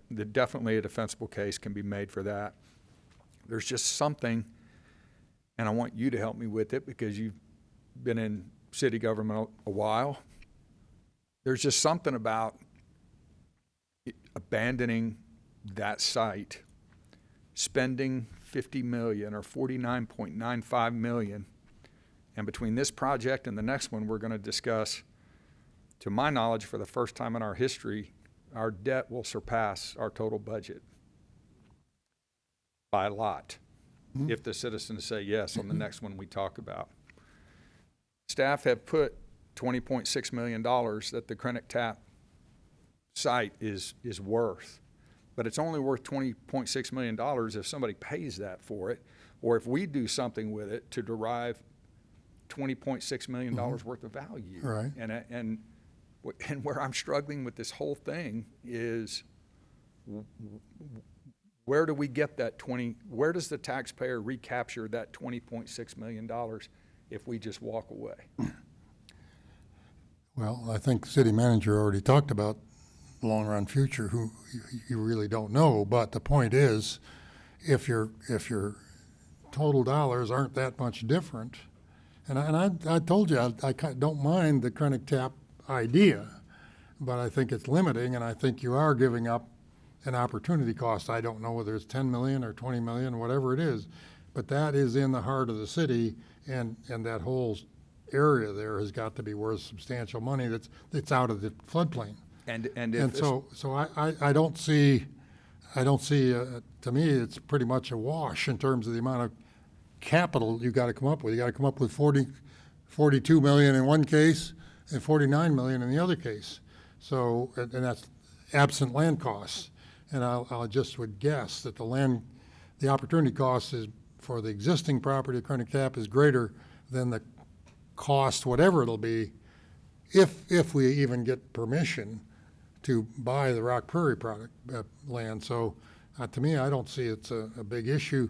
Frankly, the next item we talk about will have to stand on its own, just like this one has to stand on its own. But this is kind of like the other items that we have built for the city that are operational in nature, that aren't really exciting, add to a lot of. But no less important. No less important, absolutely, yeah. I think Ms. McElhaney wants to get in the middle of this dialogue. She is in the middle, literally. I spend a lot of Well, time. you can shut us down quickly if you want to. Well, we could just put the rec center at Chronic Tap and just call this a night. I'll go home. I'm in the program 3 Okay. court. I feel like we absolutely need a new facility. We need room to grow. I've spent some quality time out at the current location, and with the floodplain constraints. So, I mean, you go from 20 usable acres to what, is it 55 or something? I think it would be short-sighted to try to redo it at Chronic Tap. I also agree with Mayor that that land is incredibly valuable, and whether or not we would get $20.6 million for it, or whether or not we could put something else out there, I'm sure that we can figure that out. We're in the position that we can be mindful of that land and figure out the best use for it, the highest and best use. But for this particular project, I do feel like we need to move with Program 3 at Rock Prairie. I agree with Program 3 with the caveat that we've got to examine that. We got to look at it. We got to approach the authority that controls the land, and we got to do what we can do to convince them that this is the highest and best use for that property, and it makes a lot of sense. If that doesn't work out for whatever reason, as you said, then we'll have to go back and take a look at the other options, but that's the way I would lean. Mr. White. Emily, you took 48 years for you to come back to council for a new building. Yeah. Personally, it took you 48 years to come back. Haven't I guess been alive 48 I'm supportive of Program 3, but I want to talk about one more issue on Program 1. I mean, I think we need to plan for the future. Okay, I see the growth in Program 3. Just quick arithmetic: construction cost goes up 4 to 5 years. Your 50 million is going to be 80, 81 million in 10 years. You're anticipating more vehicles in the 20-year. I mean, on the very top column or row there, you have Krennic Tap 76 million and Rock Prairie 72 million. Is that correct? Yes. And basically, if we revitalize or remodel Krennic Tap, that's what it would cost us to meet all those criteria? Correct.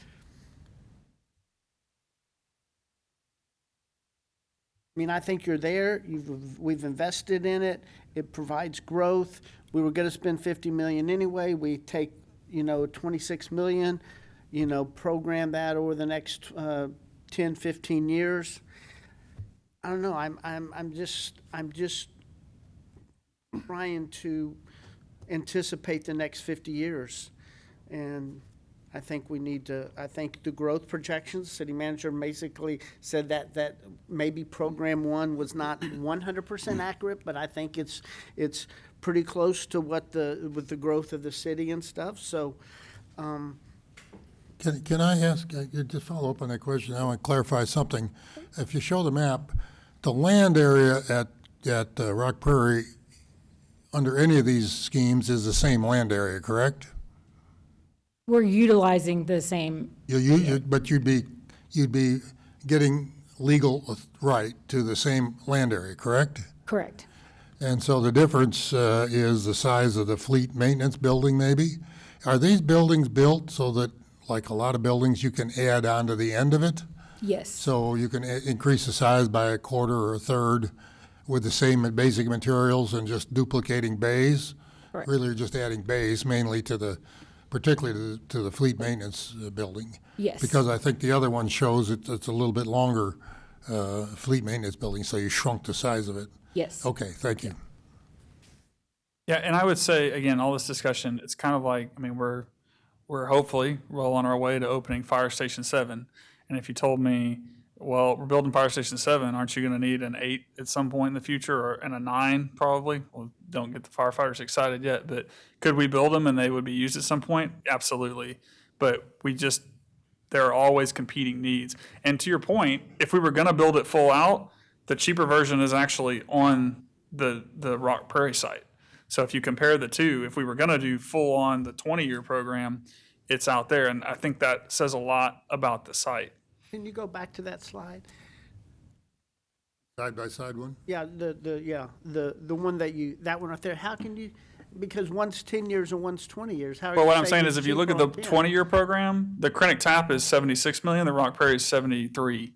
So if we were doing the full build out, there wouldn't even be. I mean, basically everything would be on the side of Rock Prairie. Rock Prairie program 3 now is 50. Krennic Tap program 2 is 42. They're not apples to apples, but there's a difference in cost there. Right, but you're getting more square footage in your fleet Bay and Right, there are variances, but I guess my point is if we were building it for 20 years out, the cost would be cheaper at Rock Prairie than Krennic Tap.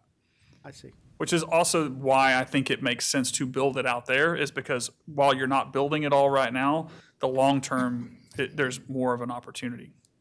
And I think I pointed this out too, but I will say, Public Works is good with either from an operational standpoint. So there's not they're not picking one side or the other. Thank you, Mayor. Mr. Wright? I am good with program 3.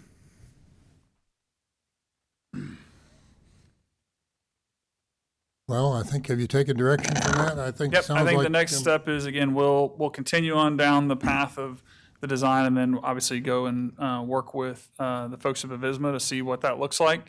And when we get some data points and decision points, then we'll come back for that. Because as I said, if that works and that's still the way we want to go, then great. And if not, then we'll revisit it. We'll look forward to you having a positive discussion with all the people involved in it and move it forward as fast as you can. Yeah, and I'll just say, I think, I mean, either place, but I think it's actually, I hope it works out for a lot of reasons, but it's a really great use of land that would not be. And if we were just talking about picking a site without an existing one, which is not what we're at, it's a really good spot. So if either way, if we make it work out there, it's going to be great. If not, I'm glad that we have a site that we can make it work on. And that's a really good thing too, because there are just not a lot of sites out there that would facilitate this. Yeah, and I think a number of good points have been raised here about making it work out there when you got a big bus barn next door to it and you've got a lot of traffic, which could be a lot more on William Fitch.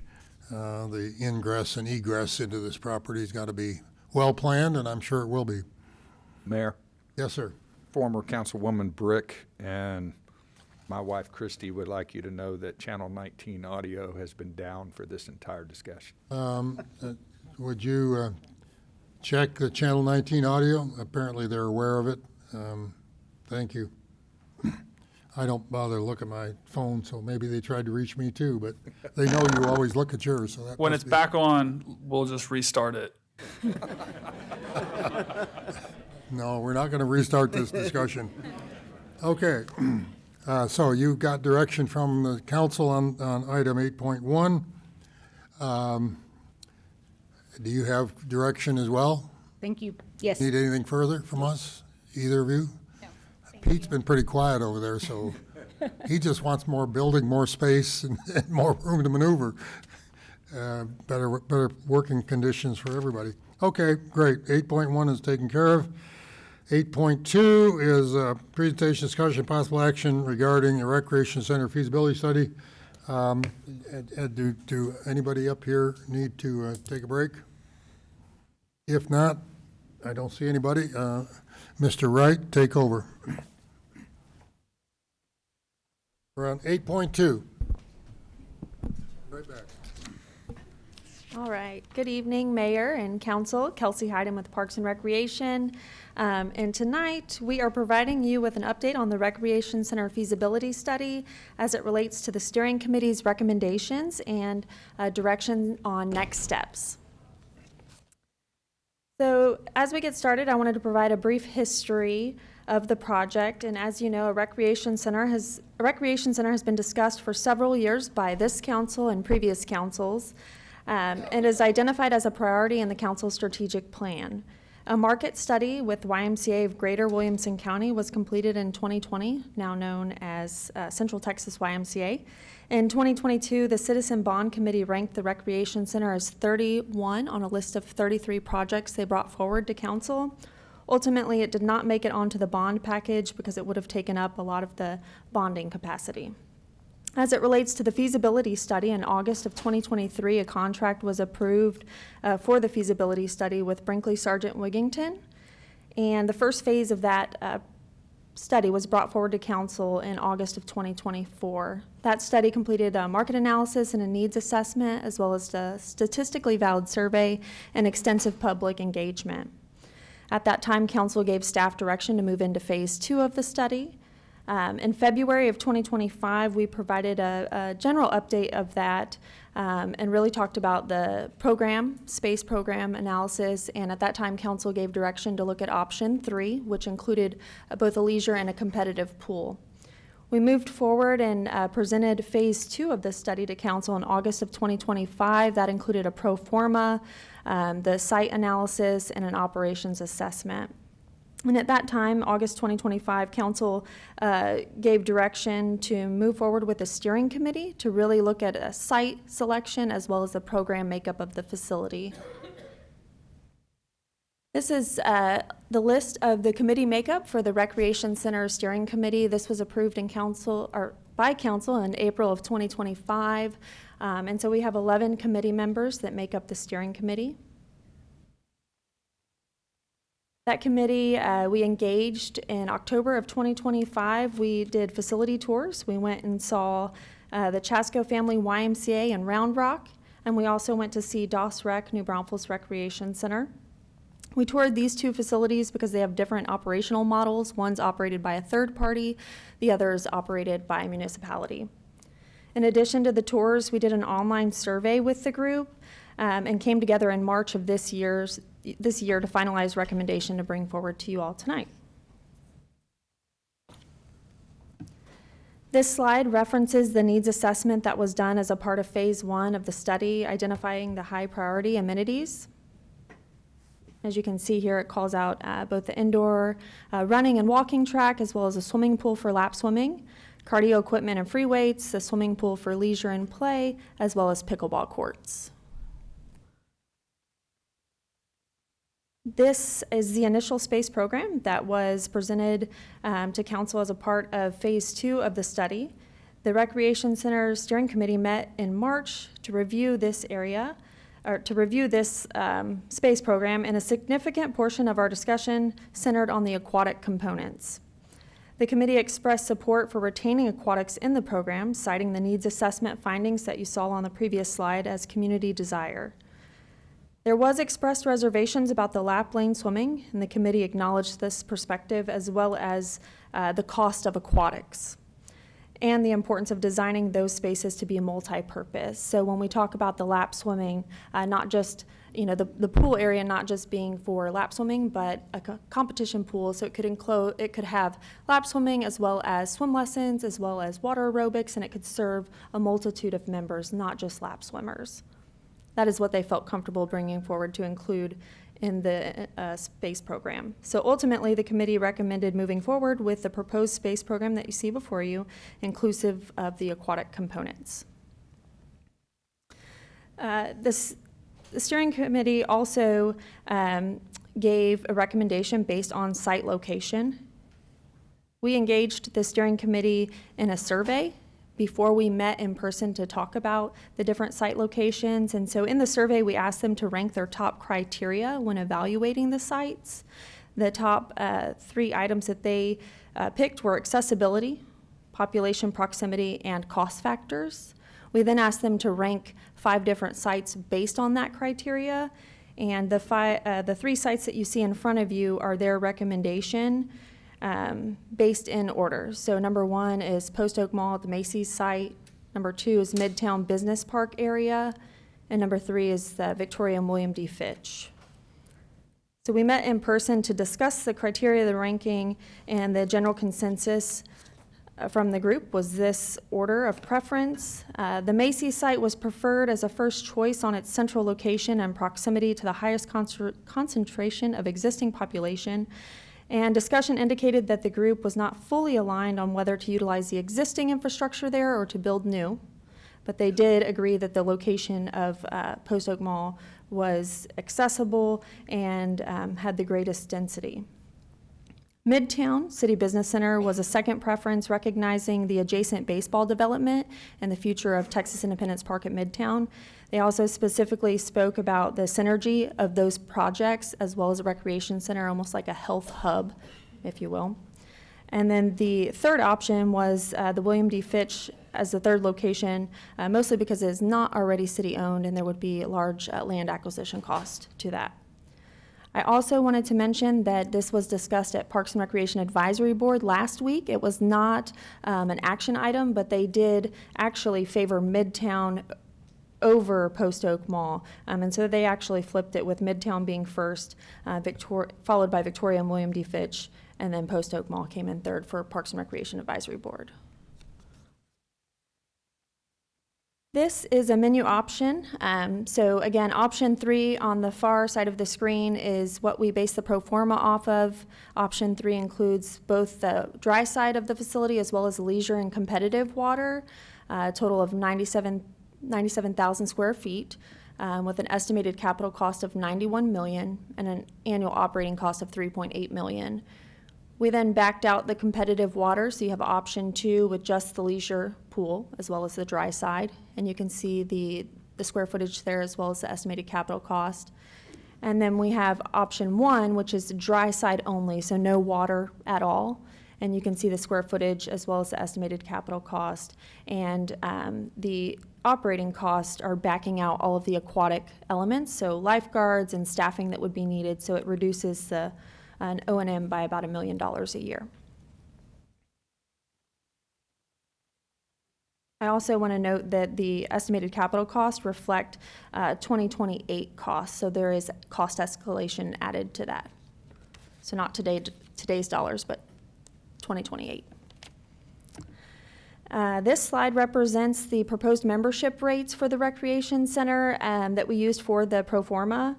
The non-resident rates are not shown here, but they would be higher than a resident rate. So what you see here is both an annual and a monthly rate for residents of College Station, as well as proposed hours of operation for the facility.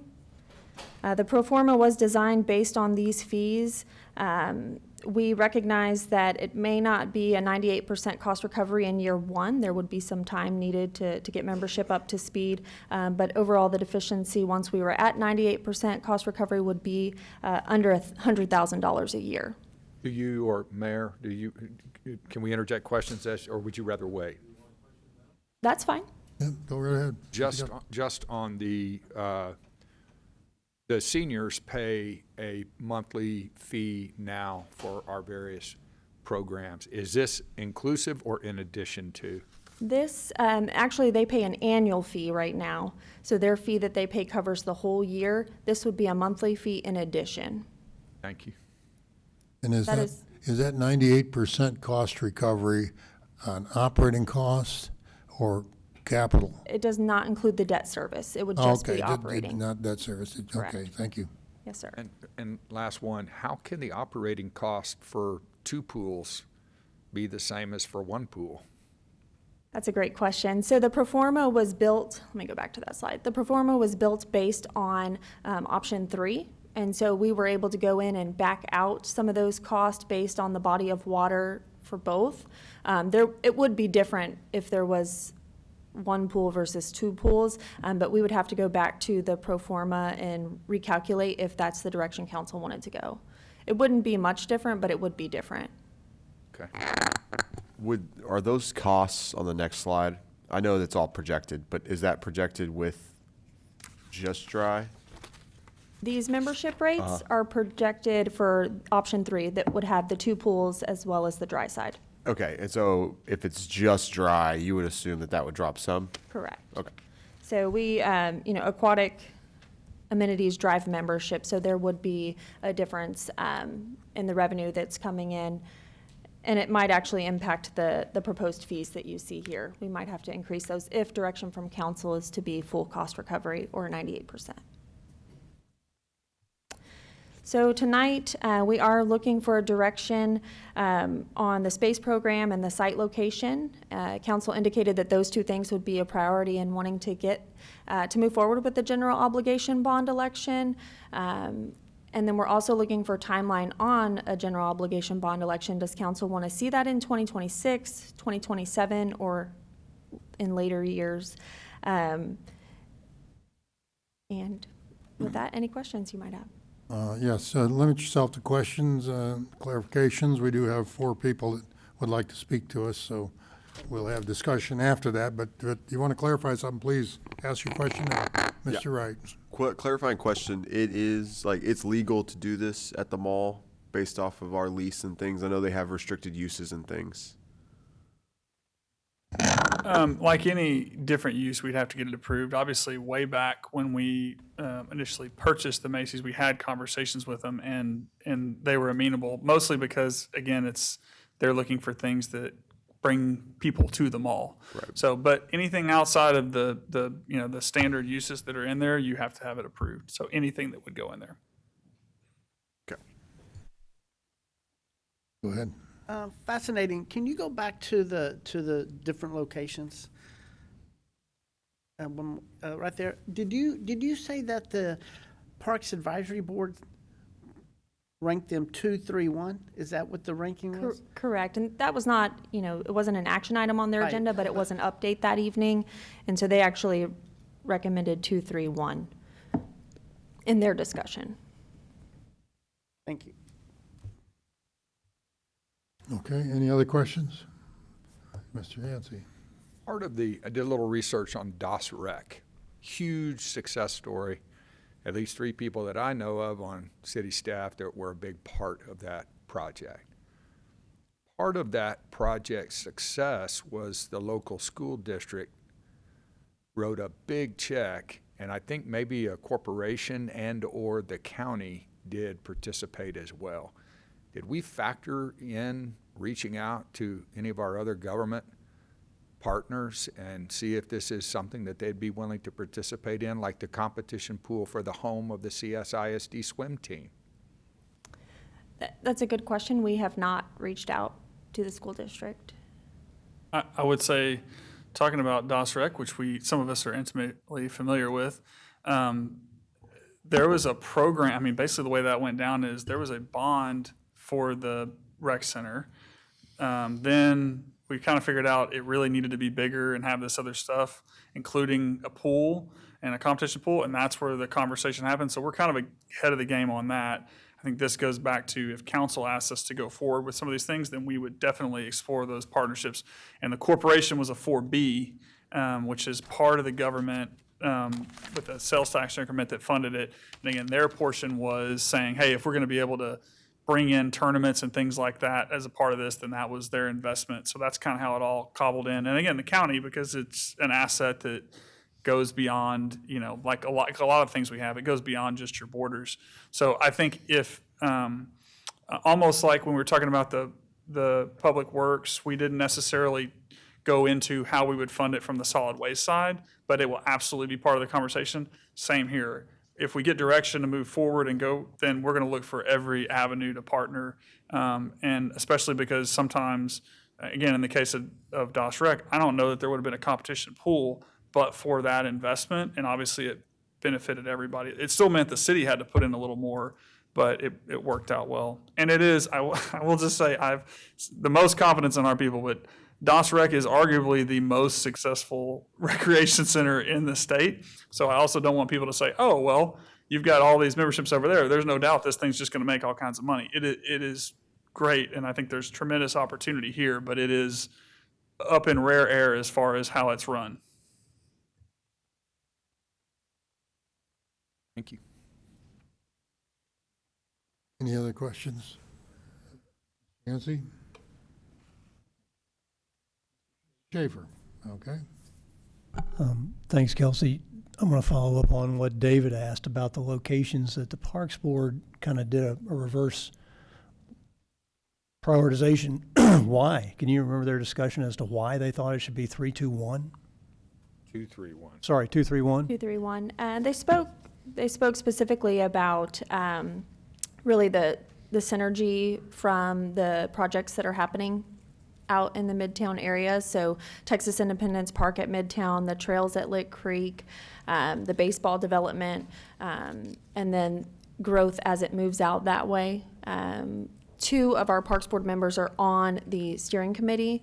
And like I mentioned with the steering committee for the Recreation Center, a lot of their discussion around Post Oak Mall was, they all agreed the location was great. They weren't necessarily in agreement on whether it was retrofitted into the Macy's building or just built new at that site, because the location was the best location.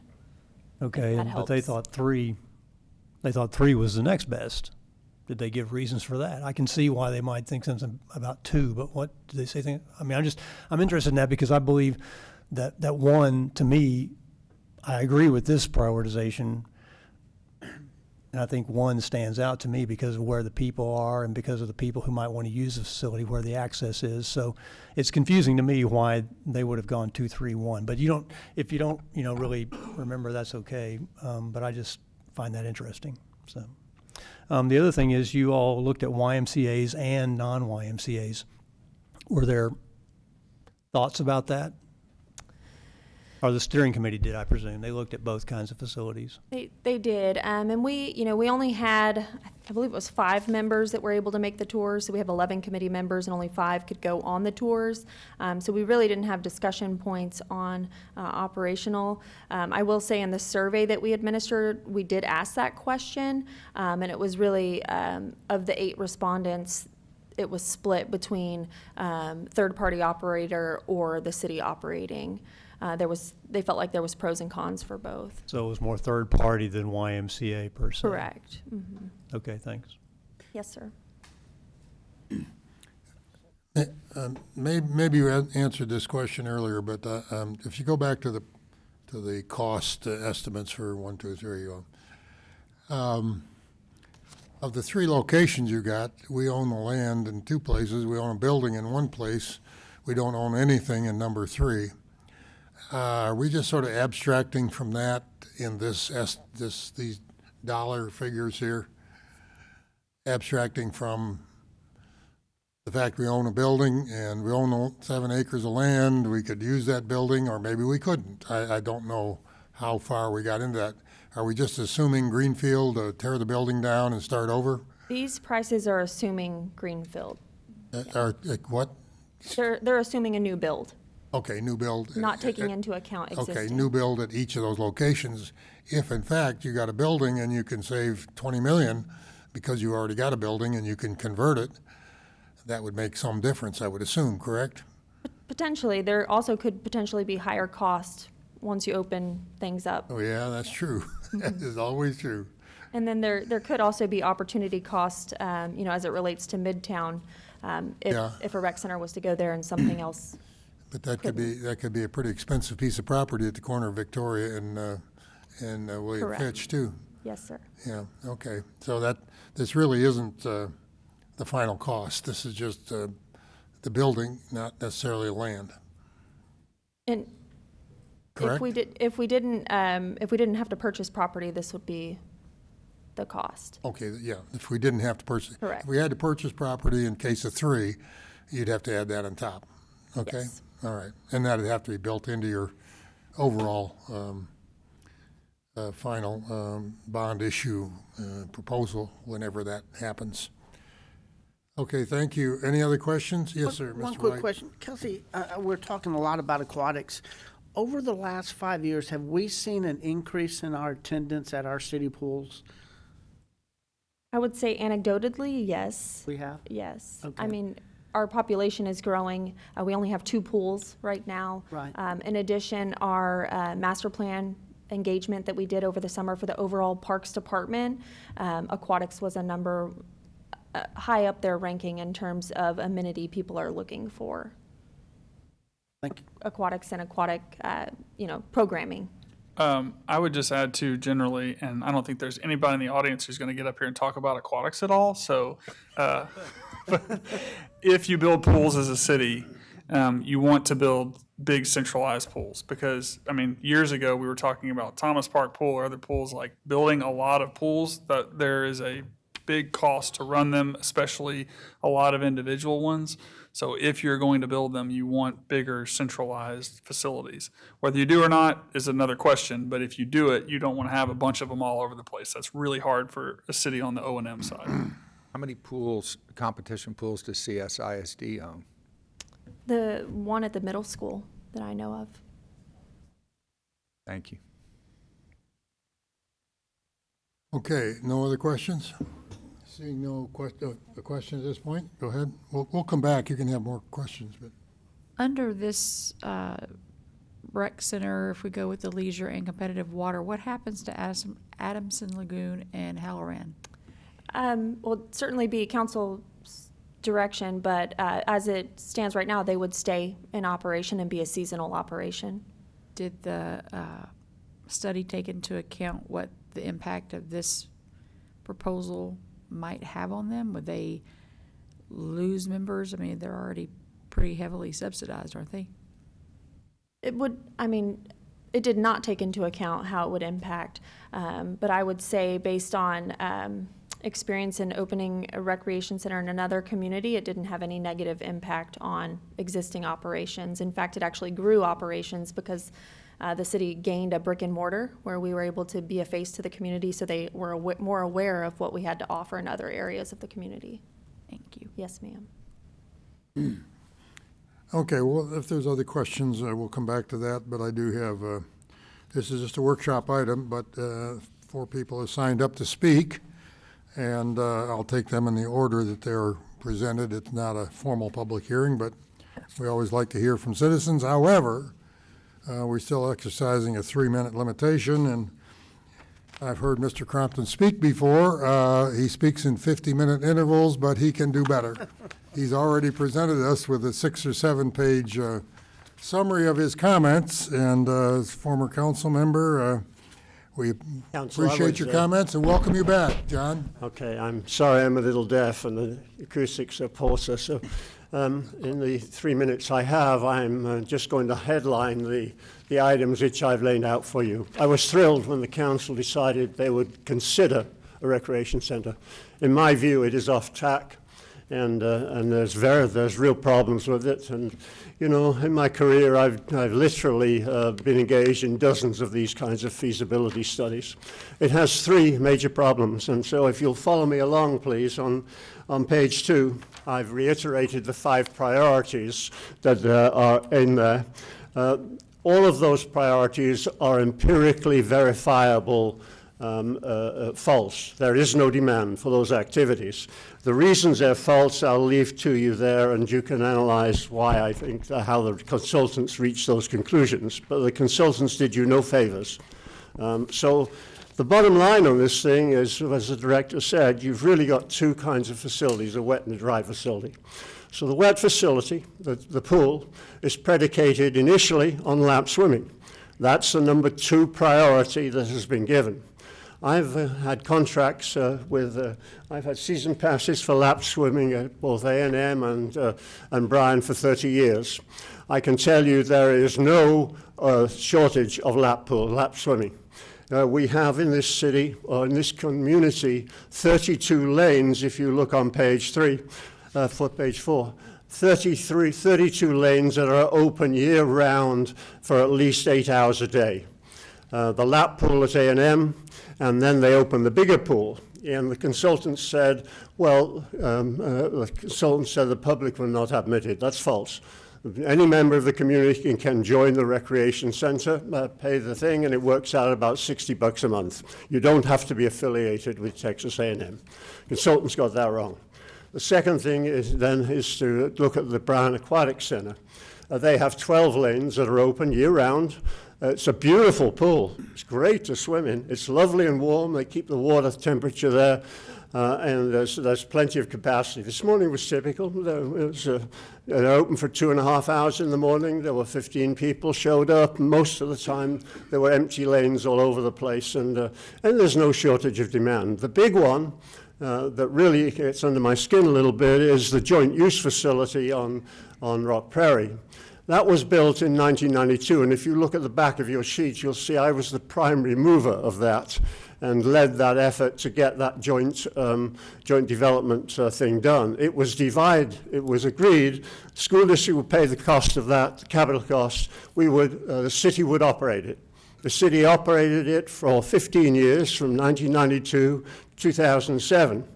We agreed to split the cost with the school district. In 2007, you will see at the back there, I've taken the budget numbers. I think it was our current budget officer did it. We were subsidizing it to the tune, our half share was $70,000 a year, and we were servicing 50 people throughout the summer. There was no demand for lap swimming, and so we were subsidizing every swimmer to the tune of about $1,300. And then finally, you've got Aerofit, which is a private facility, and I haven't been over there recently, but they have 6 lanes. So you have 32 lanes.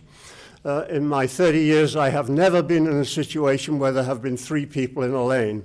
When I go to my Austin house, 3 in a lane in the lap swimming facilities there is the common norm. And 2 in a lane, about once a month, there's somebody else in my lane. 1 in a lane or empty lanes is the norm. There is no demand in this community for additional lap swimming. Leisure pool is in there. Finish it up in about a minute, again, please. The rule there is go big or go home. You're not going big. 20 million doesn't get you big.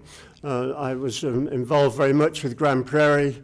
55, 60 million, that's big. And you can then, if you do go home with a leisure pool, you will shut down Bee Creek and Halloran. You've got to, because that's where the demand will come from, and people will go into a temperature-controlled thing rather than the outdoors. So you're going to destroy about $20 million worth of city assets, which presumably has to go into this mix as you go on through. I've put the data there for Adamson and Halloran, and you'll see the level of subsidy there. Let me move quickly on to the dry areas in there. But there's no support at this point, empirical support, for an aquatic area. On the other side of the house, if you move to page 7, you'll find there are in this community 50 commercial fitness centers, including most of the major chains in here. And so the question to you as a city is, what is your niche? What are they not providing? And they have not answered that. All you're going to do is cannibalize what you've got in there, the way that this thing is constructed right now. You're supposed to be the supplier of last resort, not first resort. So I think the argument I've heard is it's family-centered. If that was a viable mantra, then surely these major chains would be monitoring that. It isn't a viable mantra. It may be at a certain level, but it's not a major issue because that isn't how families work today. They do different things at different times, and so that's a false romantic idea of it going in through there. So the consultants say we offer relatively few facilities in benchmark cities. I challenge you to find another metropolitan area of 250,000 that has as many opportunities as we have in here, and on page 8 I list them for you. There's dozens of them. And so that is absolutely simply not true. And you add to those the outdoor stuff that we've got, which is magnificent across this community, and you add the A&M, all the A&M spectator things, and it's terrific. So I ask you to revise this thing and suggest a way forward. And the way forward to me is that you should have focus groups with intensive focus groups, with interest groups that are knowledgeable, exploring this in a little more detail. And I have drawn on my experience at Grand Prairie, which is the Epic Center is probably the biggest thing, that's the biggest municipal recreation center that's been done in this state. And the last part of that was the dry area, and I've put it at the end there. We had these focus groups, and all kinds of things we had not considered came up. And so I listed in there. There was a culinary kitchen, an epic theater, 200 theater for small groups and for the public theater folks, the various entities came in. There's a recording studio. If you've got a band, go and do your own thing in the recording studio, the recreation center. There's an esports center in there. There's a therapeutic water area with therapeutic stuff, which we link with the hospital over there with. There's a well-equipped arts and crafts center they have in it and so on. Those are the kinds of things, I think, which might be your niche. But right now, Council, I ask you to stop this thing and revise and give some different directions, because the demand of it is not there. Thank you very much, Mr. Crompton. Appreciate your presentation. Courtesy to our former council members, of which our next one is a former mayor. Mr. Carl Mooney will be followed by Trey Watson. So Mr. Mooney, come forward. Former Mayor Mooney, welcome back. Well, thank you. It's kind of weird to be on this side. But yes, I'm Carl Mooney. I live over in Mission Ranch here in College Station. I don't think it's a surprise for you to know that I support a recreation center. I'm not concerned as much about lap pool swimming as I am about family swimming. A number of years ago, when we were first taking a look at this, we approached USA Swimming. And they said if we built a competitive pool, they would guarantee us 4 or 5 meets a year. Now, if you have elite swimmers, that means they're coming in for 4 to 5 days a week, getting used to the pool, how it drains, everything else, all about it, the temperature, et cetera.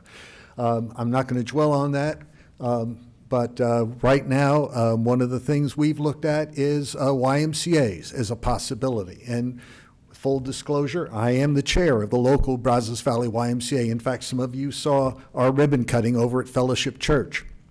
Right now, if you were to read the Texas Tribune this morning, you would see that 66 camps, summer camps, are not going to be able to operate due to the fallout from what happened, the tragic events in Kerrville last July 4th.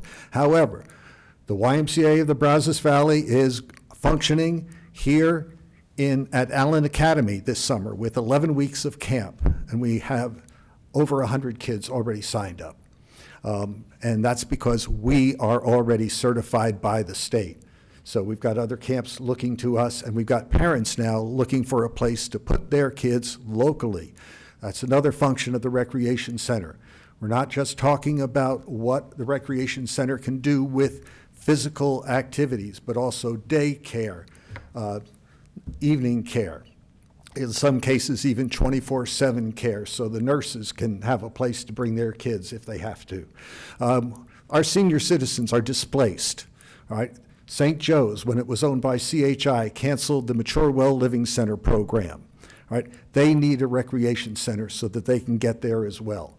And that's another one of the things that the YMCA does. I would encourage all of you, one of the things you looked at Das Rec, which is a wonderful facility. I've been there, looked at it a couple different times, even before some of the changes that were made. Also taking a look at other facilities that are owned by just directly, like the Chasco Y, the YMCA. However, if you would like to go to Hutto, if you would like to go to Cedar Park, if you would like to see what Georgetown is doing now with the building of a brand new YMCA, I'd be happy to arrange for you to make that trip and take you all out there. And I have 15 seconds left, so there you go. Thank you very much. Appreciate your presentation. Next, I have Mr. Trey Watson, will be followed by Valen Cepak. Mr. Watson. Hello, how are y'all? Howdy. All right, so about the placement of things, I would like everyone to keep in mind that majority of South College Station, majority of those people have cars compared to like the North Porter College Station. So when we plan on like putting anything in College Station, remember the majority of people in South College Station can drive into North College Station. A lot of people in North College Station can't drive out that way, and we have a horrible public transportation system. So we're leaving out a lot of people if we put things in South College Station. But about this, I'm pretty sure most of y'all know I would love for us to have a competitive rec center, something to basically rival Legends. They bring a lot of tournaments here, like Puma, Adidas, and et cetera, for AAU tournaments. And they don't have enough gym space there where they use middle schools and high schools in Bryan, just like that. This past year for College Station ISD, they had a girls middle school tournament, and we actually used Legends as well. I think that's kind of loserish, to be honest. Why are we sending College Station schools to Bryan just for a basketball tournament? We should be able to host our own basketball tournament in our own city. Let's see. But with the way things are going, I don't know if the city is going to pass a bond with how expensive this is going to end up being. The voters will. So I would like us to redirect and look at maybe expanding Bachman. I'm pretty sure a lot of y'all are aware with what's going on at the Lincoln Center about how it's basically been overused. The spots fill up very fast. The pricing has went up, and I think it's because a lot of people are looking for that type of after-school program services as well as summer services for their kids. So I feel like if we maybe looked at Bachman and expanding Bachman for the not only kids but seniors as well, I think that'll be a much better use of our money, and I feel like a lot more people in our city would appreciate it as well. And I think that is all I have. Yeah, thank y'all. Thank you very much, Trey. Appreciate it. Valen CPAC.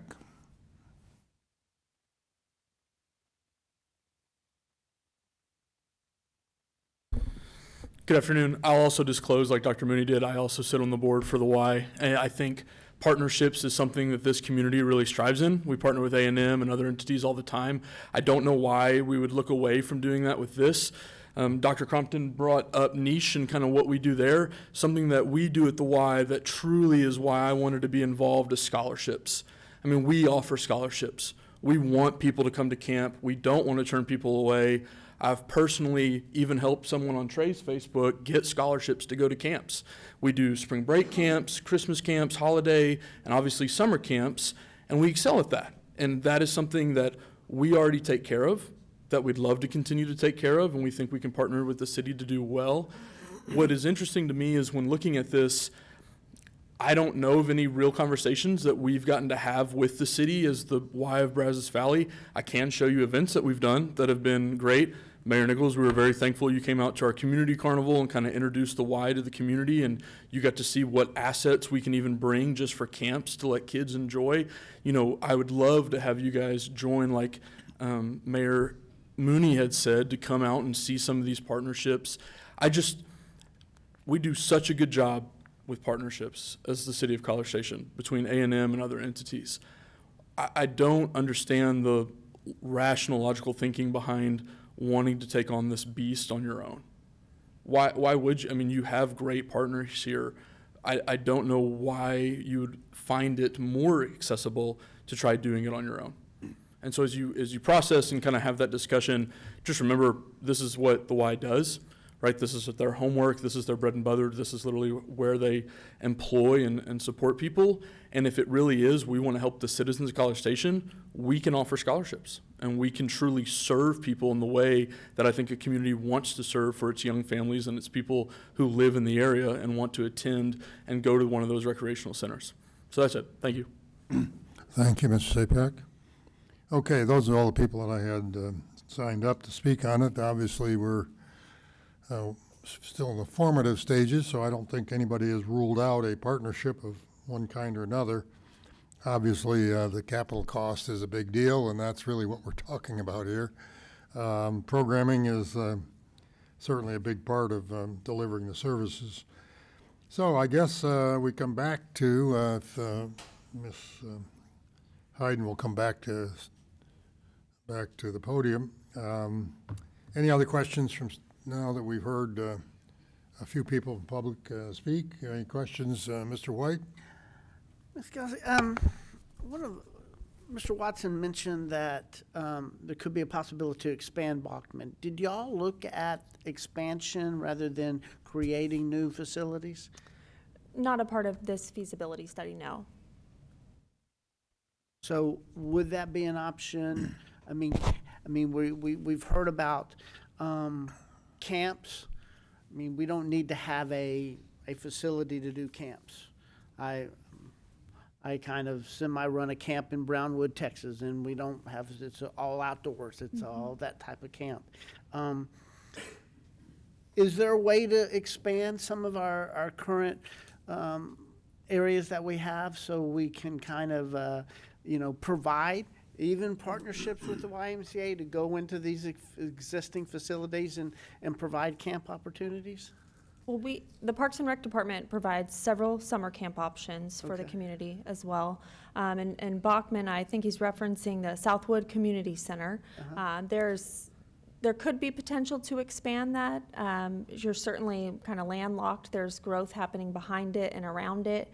I'm not sure what the impact would be of a renovation there with the limitation on space. You could build out into the parking lot, but then you would impact parking for both the baseball and soccer facilities as well as the pool. So certainly would be an option, but it was not something that we looked at as a part of this feasibility study. And then I would say the same with the Lincoln Center is had an addition as well, is kind of built out to its capacity unless you wanted to take out parking spaces. And then the Myers Center, same thing there. Thank you. Yeah, I think just to remind myself, we have talked about expanding the scope and the footprint of Bachman to offer more services, but we always ran into that physical footprint issue that probably if you're going to do something, it'd be better to do it in a larger, more significant statement than what you might do just by adding, even doubling the size, which impacts a lot of other things. I think we have had those discussions 4, 6, 8 years ago on some of that. Whether the current staff is using the current facilities effectively, that's something we always ought to be looking at, and I'm sure that's the city manager and Ms. Hayden look at that regularly to see if that's being done, and of course the Parks Board has to look after that as well. Any other comments or questions? If not, we can turn ourselves to the list of items there that they are asking for direction on. I could certainly pop off and give you my 2 cents worth, but I'd rather we do a regular review. Why don't we start here with Ms. McElhaney, and we'll go that way, and then we'll come back. I'm to the point where I'm unwilling to go any further down this rabbit trail until we have direction from our citizens. There's no way we can bite off doing this without their support. I definitely would want this to go to the general obligation bond election. I would not feel comfortable doing it with CO. So I'm wanting to take this forward to the voters. Space, we can use the numbers that you've already gotten. The programming and the site location can be determined once we get approval to spend those kinds of dollars. Let me just clarify. Do you think not having a site location on the bond issue would change the outcome of the vote or leave it more general? Is that what you're thinking? I'm thinking it's more general at this point. There are a lot of considerations to be made. I know Macy's is the leader in this thing. It is my grand hope that we can find something that's a good fit for Macy's that produces income. And also, what's to say that we find something next month and then we've committed down a path that is not feasible anymore. The voters are either going to want to spend this kind of money or they're not. I think the details as to what all that looks like can be worked out later, if they choose to make this an asset for our community. If they support it, I support it, but we have spent a lot of money on studies. We've spent a lot of staff time looking at this from multiple directions. And I personally am at the point where we need to take it to the higher authority before we move any further. What dollar amount would you put into the bond description? The top dollar or just a general number or what? I think that may be something the bond committee can discuss when they're looking at it before they. So you'd leave that up forward. to the bond committee? Of course. Mr. Yancey, it's your turn. Thank you, Mayor. I'll be brief. I love the idea of a rec center. If we hadn't already committed to baseball, and if my colleagues hadn't already committed to, public works and all the other roadways projects and things that we have to do. I agree with esteemed colleague McElhaney that we definitely need the citizens to tell us on this. But as one member of council, I'm almost half afraid that they would say yes. And we would be facing a 13% increase in property taxes and debt approximating somewhere in the vicinity of $600 million. And but If they said yes, they'd be saying yes to the tax increment too, because you have to put that in the bond issue. True, and our tax rate is low enough that we would still be among the bottom quartile of peer cities if they said yes, but as soon as you start getting over that 1-to-1 budget to debt ratio, I don't know, it just fundamentally changes everything. And if we're faced with, the unknown, I don't know. On June 3rd, almost, for me as one member of council, virtually every policy position that I've arrived at gets looked at in a completely different light, depending upon what happens June 3rd. And this is one of those. But Melissa, esteemed colleague McElhaney hit it on the head when, no more down this rabbit hole unless and until the bosses give us the order to proceed. Mr. Schaefer. Well, I agree with my colleagues on this. We've talked about a rec center for a long time. Everybody in the room really knows that.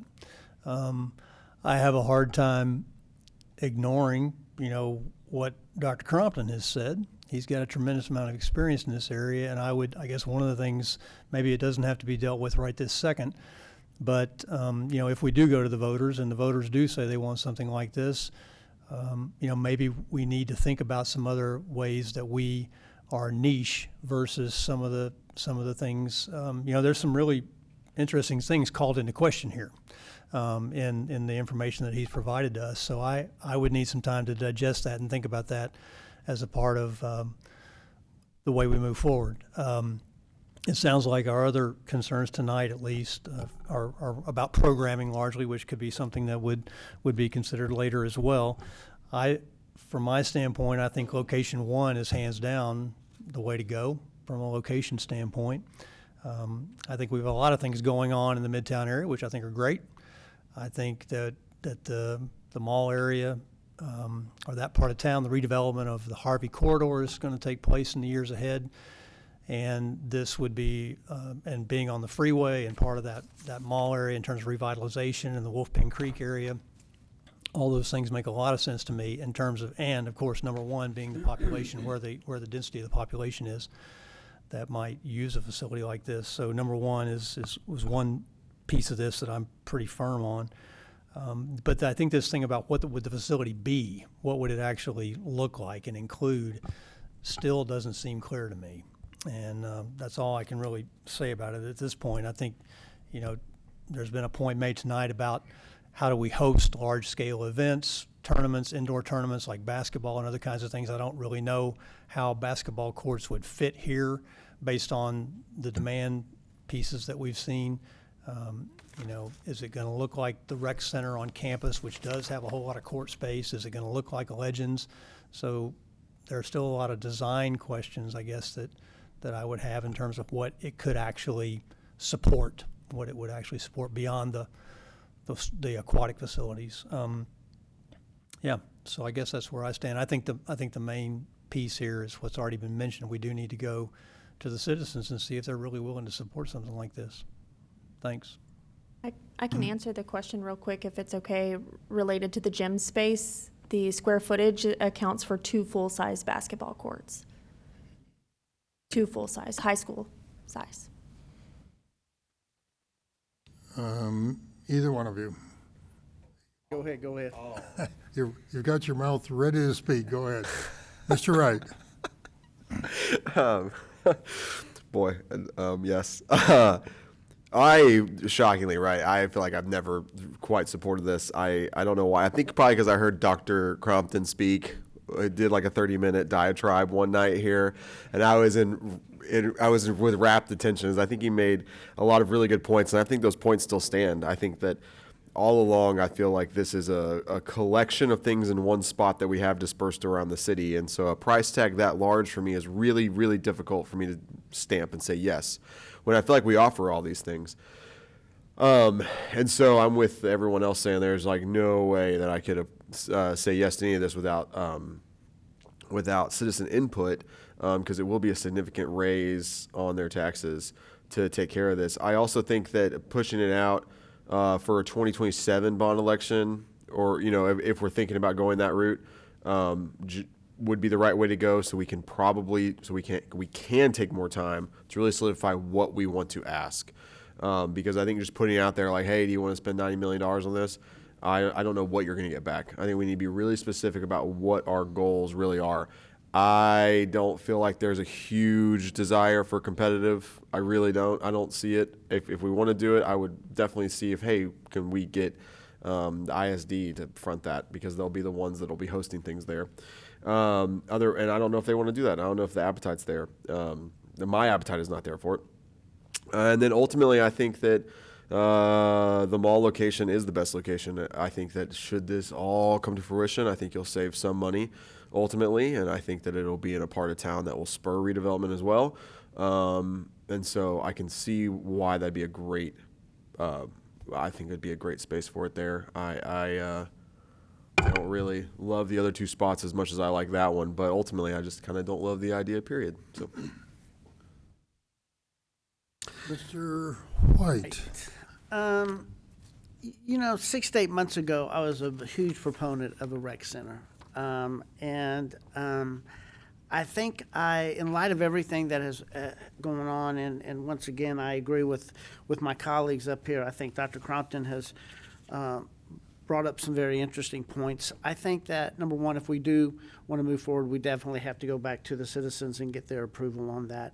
But I don't personally think we're ready to do that yet. I would encourage the steering committee to meet again, to kind of take some of the thoughts that, Dr. Crompton has looked at. Did y'all tour Grand Prairie's Recreation Center? No, we didn't. Yeah, We did not I mean, tour that Grand sounds Prairie. like an opportunity for camps, and it has opportunity for a lot of things. So, once again, proponent of it. I don't think we're ready yet. I don't think we're ready to actually go to the voters yet on this. So I would not take it off of our radar, but kind of go back to the drawing board and kind of see where we are. I am not convinced that aquatics is a main component here, simply because I don't think we're utilizing the the aquatics that we currently have in the city. So.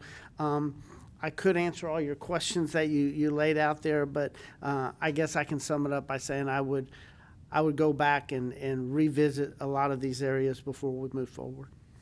Ms. Hayden, did you have a clarification you wanted to comment on? No, I was just going to mention that Dr. Crompton is on the steering committee, on the Recreation Center steering committee. Thank you. Okay. I want to get this thing out there, and I agree with most of those, even the qualified comments here, that I've always felt this needs to go to the citizens. When? Probably not till 2027. I don't think you should put it on a bond issue.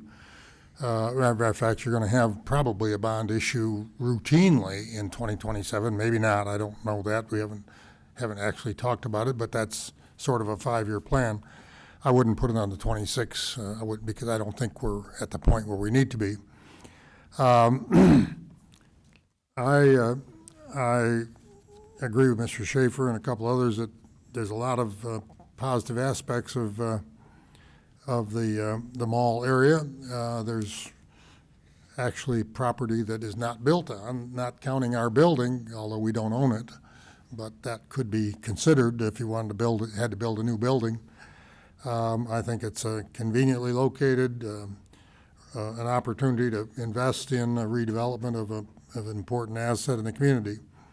So, number one, it clearly got to go back to the citizens. I don't think there's any question about that in my mind. I just want to get it to that level. Let them say yes or no, just like they said yes or no on the small pool at Mabel Claire Thomas Park. They said no. And so that took care of that. We keep talking about this, and I've been maybe on council too long, but I keep getting it bounced around. I want to see the citizens give us an expression. Your fear is that they'll say yes, and you'll have to raise the taxes, but they'll know. The people who voted will know that they have to raise the taxes. The people who don't vote, they're going to all say, well, what the hell's going on? But they didn't vote. So it's got to be clarified in that way, and I agree with Melissa. I don't know that you can nail down too many things, but I think I don't have a problem with some more clarification, leaving whether it's the bond committee. Actually, it ought to be the steering committee before the bond committee. Mr. Crompton is an eloquent speaker about his views and his experience. He's on the committee as it is, and yet the committee has come forward and told us to move ahead with a general idea. If there's some ways to scale the thing back, fine. I'm not an opponent of water at all. I agree it costs money, but I really think that's going to be a big attraction to the facility. If you look at what YMCA has done, YMCA's been adding outdoor swimming in areas where they didn't start out with any of that, but they've added it because they saw a demand for it. Now, there's a separate charge or an extra charge if you use that. Maybe there's a two-tiered kind of a financing program for it. Anyway, I'm for moving it ahead. I don't think you should put on a bond issue until 2027. I don't have any problem with the idea of the steering committee and then the bond committee narrowing the focus and streamlining and clarifying what's going to be in it. I hear Mr. Crompton talk about Grand Prairie. That looks to me an awful lot like the Arch Applin Center over on campus, with a little bit of everything for the hospitality industry, for food courts, for experiential kinds of things. Some of that could be built in here, arts and crafts, for example.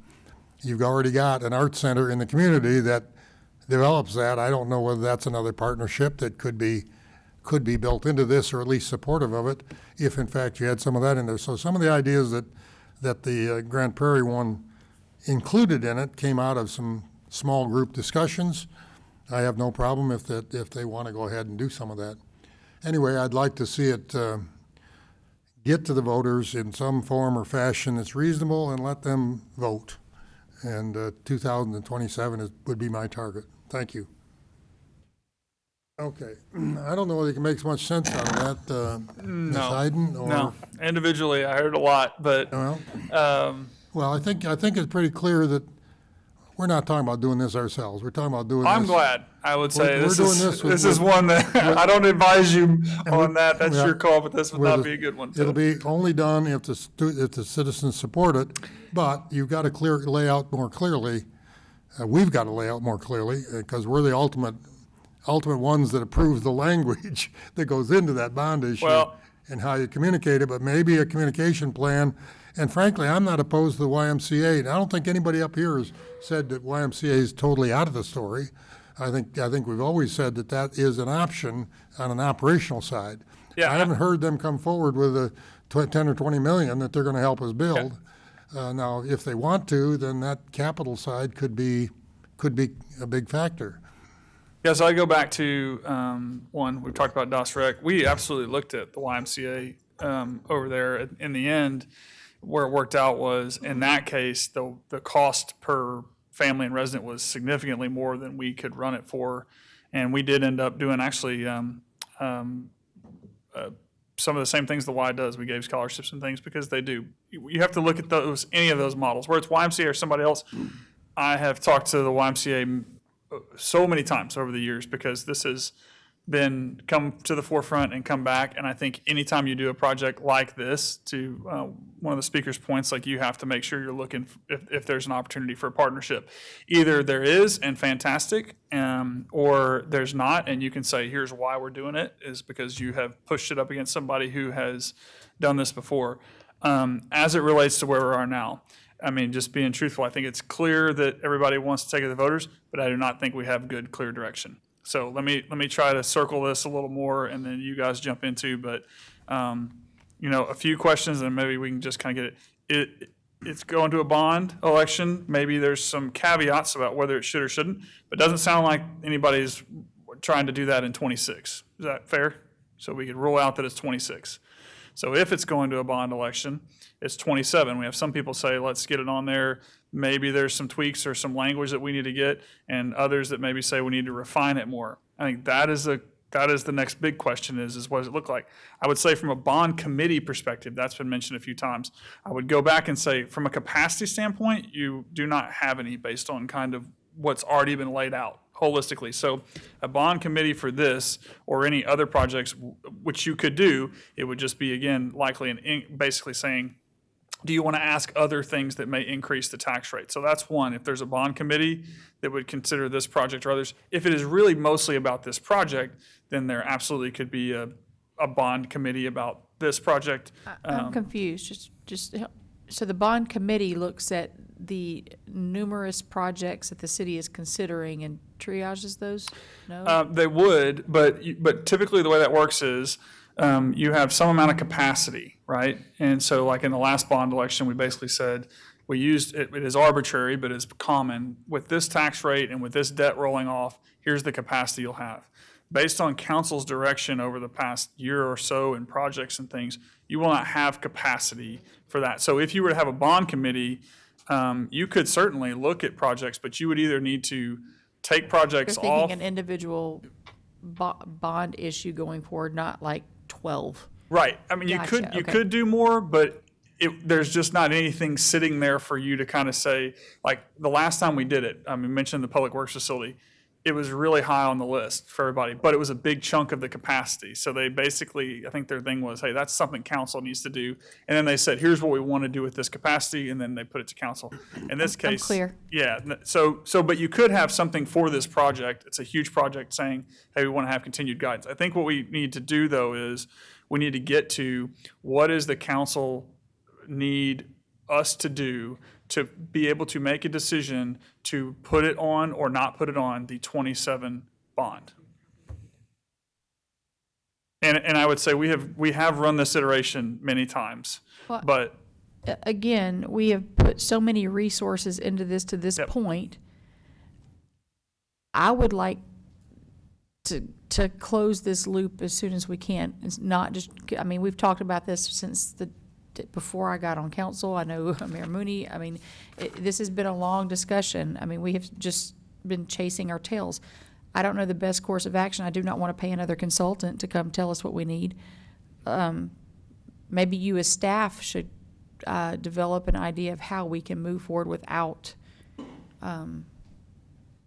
but I don't even want to spend staff time. Let's circle it up and put it on the 27 bond election. The last direction that we had gotten from council, and I think that Kelsey mentioned this, was in January, I believe, from the council, was to put it on a future bond and to visit with a steering committee between January and now and bring you guys back the results and with the steering committee to talk about programming, to talk about location, and to give you an estimated cost.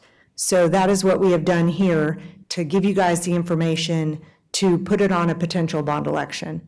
And so any additional information, we can meet with that same steering committee, but that was our bond committee. So it could be 26, 27, any other time in the future. And you could start from the place of, I mean, if you say, basically, we want something to say, it's going to be approximately this amount of money, although there's questions. This is kind of the scale of what we're going to do. It's going to have water, or it's going to have these things. You could put that out there. And then, or even we don't have a specific location. Voters, is this conceptually something you want to do?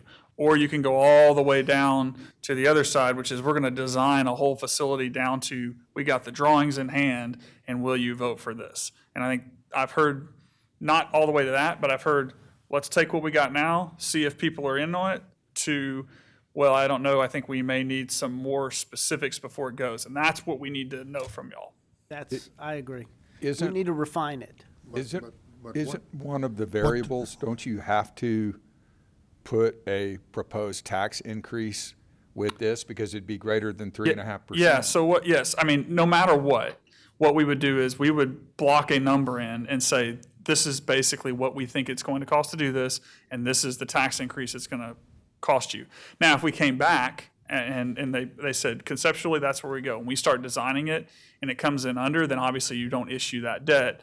But yes, no matter what, if you're going out to the voters, you got to have a description that, fits the legality and hopefully communicates generally, obviously, what you're doing with that money. And absolutely, this is the max that we're gonna spend on it, and you're gonna authorize us to issue debt, which will raise your tax rate. So to let John Q. Public once and for all decide this 20-year debate that this body has been having, you could say aquatics, yes, or rec center, yes or no, with aquatics, yes or no, tax rate increase 13% and let it fly and let Right. the public decide. Yep. I mean, yeah, we would get obviously a little more descriptive, but basically, yes. You could answer the philosophical questions. Do what? Move it on. Okay. Yeah, no, your description's precise. Thank you. So is that what you want us to aim for? That's where I'd be. For this year or for next year? I think I heard 27, but I'd still say 27 unless, well, I don't think you want to get it mixed up in your electoral positions, which is 26. That's just my thought. Yeah, 27 is a normal year for a bond issue, so do it. Hear, hear. all right. Okay, so do we need to give you direction whether we want aquatics or lap Right now. or any of that? Do we need to get Yeah, specific? I think I've got it. and we'll bring it back to you guys. I think, I think yeah, I've got a way We're not forward. voting on any language tonight, but Yeah. I think if you can come back to us, I suspect this body will want to massage it a little bit further. Well, you're going to have to because you're the one that calls the election. Well, that's right, but I think there's some folks here that are going to want to weigh in on that. All right, I got it. Thank you. Ms. Hayden, I don't know that you got it, but your boss has got it. Got it. I got it. So I think this won't be the last time this group talks about it, but hopefully we've agreed on moving it forward in some fashion or another and getting the final answer from the citizens. If they vote it down, great. I don't say great because I really support it, but that's a good, clear signal, and we don't have to revisit it every 2 or 3 years like we have been, or every year. So Mayor, let me just clarify. So we are all in agreement that we will move forward with the bond election. So there's no more discussion about that. Is that Well, correct? there can be more discussion because people change their minds, but right now, if it's on 2027, you won't finalize that till the summer of 27, the actual calling the election. You can't call the election for 27 until next summer. Yeah, it could be all of you saying you did exactly what we wanted to, or it could be another group of people up here saying, Brian, why did you bring us this rec center item? No, we definitely want you to bring it back, and we assume you'll be bringing it back within a few months. But again, the final actual authorization for a bond election doesn't occur for 2027 until the summer of 2027. So it gives you time to formalize some of your thinking. I would guess what I hear is 27 sounds like reasonable to most people.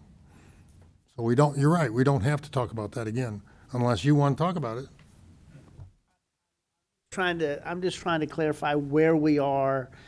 So in future conversations, we'll come back and go, okay, yes, we have decided to move forward with the bond. We can get specific about it, but that is where we're going back to the voters on this particular issue. That's correct. And in the meantime, we're asking staff to come back with kind of a draft of what we're actually going to put on the bond issue, the bond request. Yeah, but the bond election, I should say. So I have a question. So Y'all are so close. We're kind of in a silo here. There's other areas that Convention Center, Hensel Park, other areas that as council we're talking about.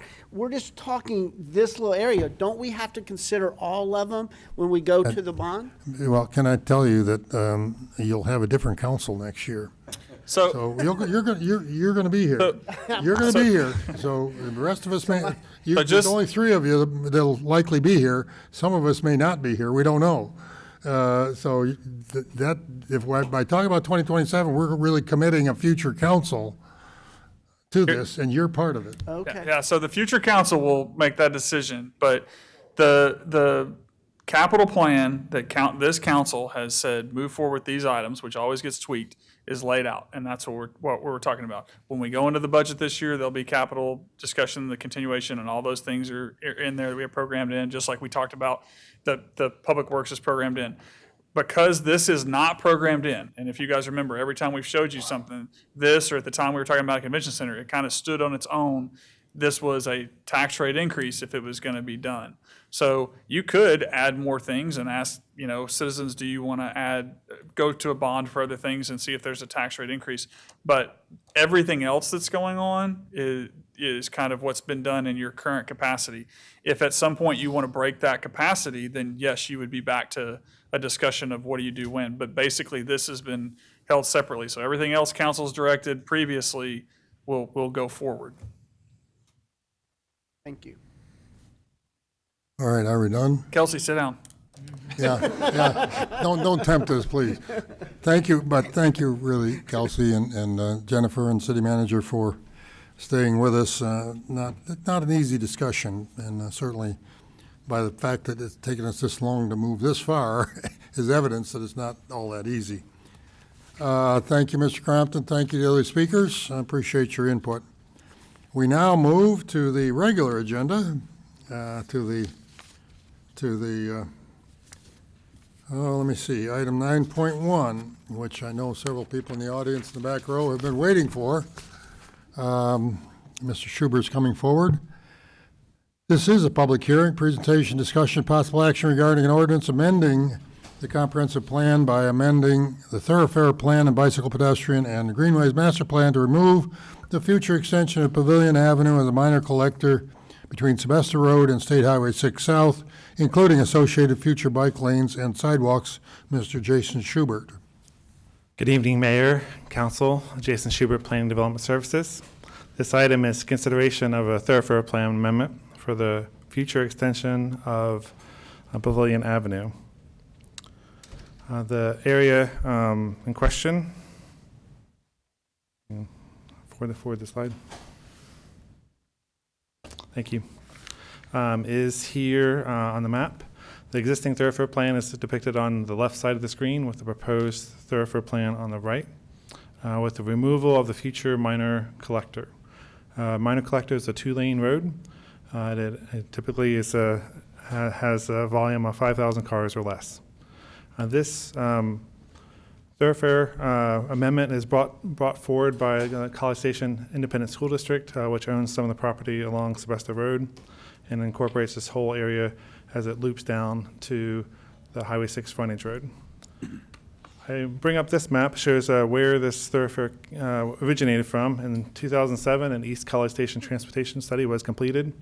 And I've had here circled on the right side of the screen the addition of the collector at that time that was added as part of that study. And the reason for it being added was that it was seen as an opportunity to provide circulation in the area with a one-way frontage road and developing future commercial properties there south of Sebesta, north of Wood Creek Drive, that it would allow circulation and access to those commercial properties without needing to actually perhaps circulate back around through Foxfire Drive, through Stonebrook, and actually be able to access those along the frontage road, in fact serving as a backage road.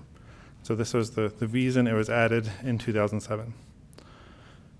And then our Unified Development Ordinance, it states that changes to the comprehensive plan, which the thoroughfare plan is part of that, should be based upon changed or changing conditions in the area of the city.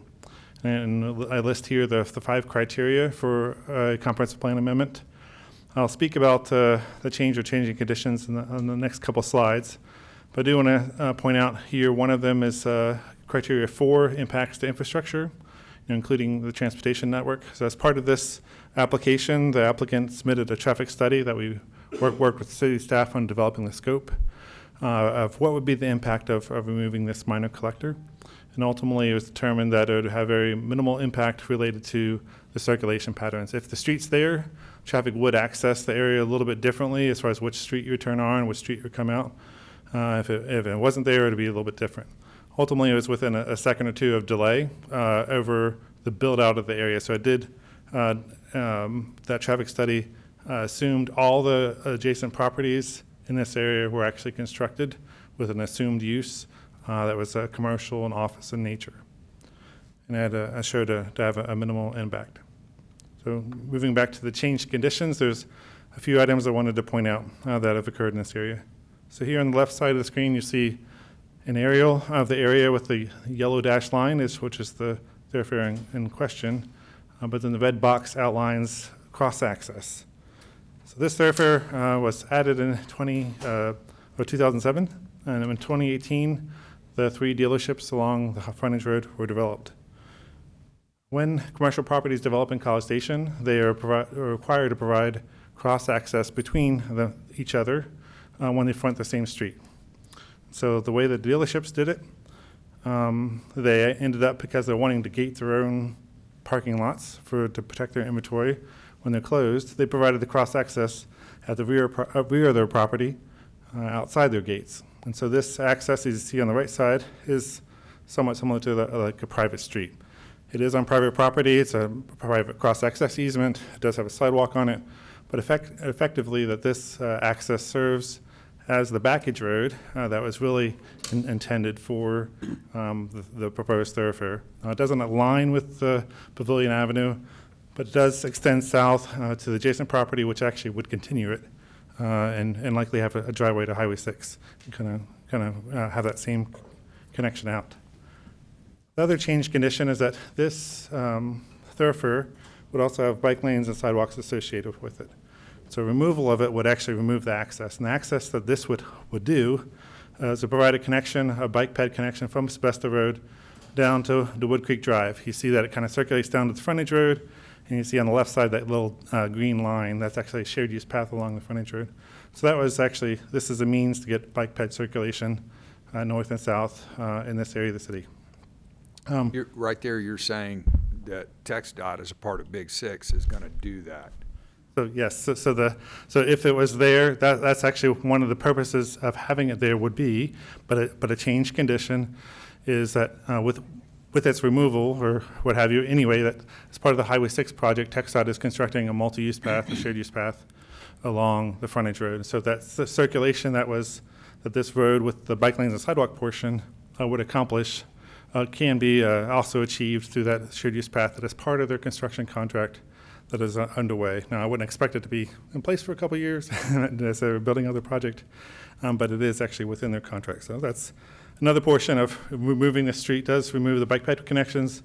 It's actually, this dash green line that I've represented on this right side is actually being reflected in the active transportation master plan that we actually will see at your next meeting, that we have put on the plan that we didn't anticipate that there'd be shared use paths along Highway 6, but that was incorporated into the TxDOT project, so we're reflecting that in that. So this is the bicycle plan, and similarly, the pedestrian plan has these dashed purple line as future sidewalks. Those wouldn't be there, but again, the shared use path along the frontage road would be there. This item was considered by the Bicycle Pedestrian Greenways Advisory Board at their April 13th meeting and the Planning and Zoning Commission at the April 16th meeting. Both recommended approval. Staff also recommends approval of the request, and happy to answer any questions. Questions for staff? Just one. I'm going to be in support of this, but the cross-access thing, we have places all over town where we don't have the rear cross-access, and it's extremely frustrating. What year did we change it smartly to require that? Do you know? It's a good question. I actually don't know exactly when it started. I know with the Unified Development Ordinance in 2003, it was definitely in there. I don't know if it was in the zoning codes that preceded that. But most of the time what you see, you don't see it along the rear. Most of the time, and it's not required along the rear, most of the time you see cross-access are usually in the front. They have parking lots that are in the front, you have buildings behind them, and so those parking lots, kind of connect together. In this case, this is not a parking lot. That's actually part of staff's recommendation. If the cross-access was a typical retail site with going through parking lots and winding around, we wouldn't be supportive of, that doesn't provide the level of circulation that the thoroughfare would. But the way that this was designed, because of the dealerships, they chose to do it in that manner, basically, is the same effect. Copy that. Thank you. Could you go back to that map, please, the with the thoroughfare, I mean, the thoroughfare one, not the bicycle. Yeah, well, that's good, that's good enough. The existing private road behind the car dealerships, that's what really helps to save the day here, so to speak, at least from the thoroughfare side. That's open, that's not gated, correct? Correct. It's a cross-access. Okay. It's not allowed to be gated. But would that be extended? Is there any rule or ordinance that requires that to be extended when the undeveloped land to the south that goes towards the church, Right. when that gets developed, will there be an extension of that? Can you mandate that, or would that be maybe Well, under control of the people that own the dealership because they paid for the existing private road? Yeah, the cross-access to that property or through that property would be required. It is likely that that property to the south, because of how big it is and its frontage, that it would get its own driveway, or get a driveway. The dealerships have two driveways between them. That it would have a driveway, and then therefore, bring a driveway in, it's required to have cross-access to its neighbor. And so it would need to connect up to that corner from the site. Now, whether it will be this private access road, no parking off of it, that's actually not a basic Okay, ordinance well, requirement. But that connection would be made. But if I'm in the area that I think Mr. Mancuso owns, it what Amazon Drone was, and I come out that, whatever that road is called, all the way out, it doesn't access the frontage road, it actually, you turn somewhere. Can you get out that road without going through a gate into the dealerships on the front? Not if the gate's closed. If they've closed it, that's why the access in the back. I could see a problem. I could see a problem in the future for taking off that last section from that road into the former Amazon thing. How do you access the next ones up going towards the church? I understand the reason all of this goes way back to trying to have a backage road that would carry us all the way from Emerald Parkway to Wood Creek, but they couldn't get through the church property, so that's why it was drawn the way it was. Seems to me without extending that backage road, that's a private road, I don't see how people could still get to it from the backside. But I'll leave that to somebody else's concern. Still will be drive aisles, but whether it has parking on it or not is not, the city doesn't dictate that. The cross-access and being able to go through will be there. The dealerships did that because they wanted to gate their parking lots. Okay. If this is more dealerships, then they would probably follow a So the same pattern. cross-access would have to be in the front, or it could be in the back. Yes, either's fine. It just needs to be parallel to Highway 6. Okay, well, so that's still going to be required? Yes. Okay, thank you. Any other questions? I have one person that wants to speak. Does the applicant wish to speak? Are we going to find out, Mayor, what's prompting all this? Excuse me? Are we going to find out what's prompting this? Well, the applicant is coming forward. Okay, Yeah. thank you. Well, I think it's pretty clear we know what's prompting it, but, The citizens. know. and I'm happy to see somebody taking charge. Ms. Morgan, welcome. Good evening again, Council. Veronica Morgan, Mitchell and Morgan Engineers, 3204 Earl Rudder Freeway South. Jason did a good job of describing the rationale behind us asking for this thoroughfare plan amendment. The back edge road behind all those car dealerships has provided an alternate for this Pavilion Avenue. And there is the ability to get back out through the front of those car dealerships through an ungated area to get out to Highway 6. This particular Pavilion Avenue really only provided a route south to go back to Highway 6, which is a northbound frontage road. So it basically was a circuitous loop. It really didn't provide you the ability to get further south, to be able to access somewhere other than Highway 6. I'm here representing CSISD tonight. This is their property, and their desire is to put an administration building here. It is not a school site.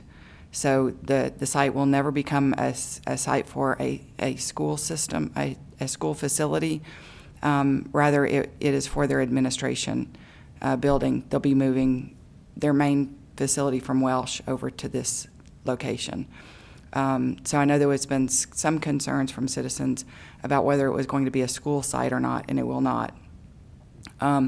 As Jason also described, the pedestrian and bicycle facilities are being built by TxDOT with the State Highway 6 expansion program. So we do have an alternate route for those as well. And with that, I'll be happy to answer any questions. I do have some slides, but Jason did a good job, so I'm not going to bother you with that. Questions for Ms. Morgan? Any questions for Ms. Morgan? No, sir. Oh, thank you There for are representing the representatives interest. from CSISD here tonight in case you have any questions of them either. I think probably we can proceed. Let me open the public hearing, and then we'll see where we are after that.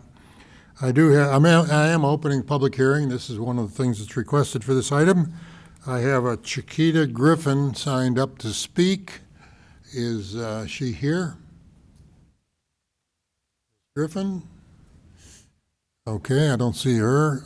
That was the only name that was given to me, but is there anyone else who wishes to speak on this item? Seeing none, I will close the public hearing and turn to the will of the council to have a discussion or make a motion, and then we can have a discussion. Ms. McElhaney? I had the privilege of being at the Planning and Zoning Commission meeting as well, and I move approval of this item. Second. I have a motion and a second by Mr. Schaefer. Is that correct? Yes. Sounded like his voice, but he was kind of had his head down. Great, thank you. Got a motion, second on the floor. Any further, you want to speak to your motion? No, sir. Okay. All right, then we have a motion and a second. No one is going to speak to it. All those in favor of the motion to approve the request for eliminating this extension of Pavilion Drive as stated in the request, signify by saying aye. Aye. Opposed? The motion carries 6-0. Thank you all for being here, and we look forward to your next development efforts on that property. I'm going to declare a 5-minute recess. I'm sorry. We're down to two. We have to.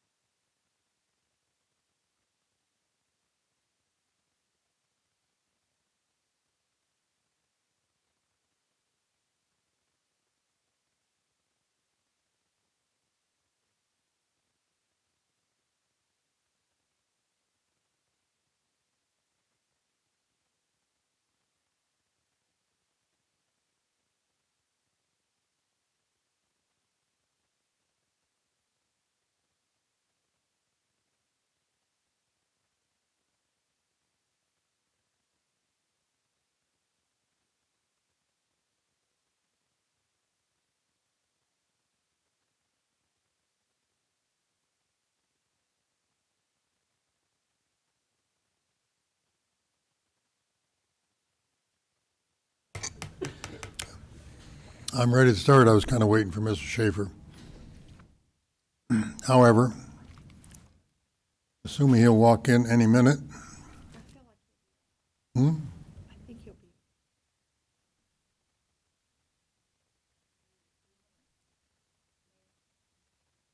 There he is, okay. Back in session. Items 9.2 through 9.10 are all abandonments of easements of various kinds. Lindsay Pressler will be the staff person who represents all of these. As I understand it, I'm opening all 10 of those, and I'm only going to read one. I hope that suffices for the legal part. And then, There's 8 of them, Mayor. 8, there's 9. 9.2 through 9.10, right? Am I right? I have 9, correct? Yeah, 9. 9, okay.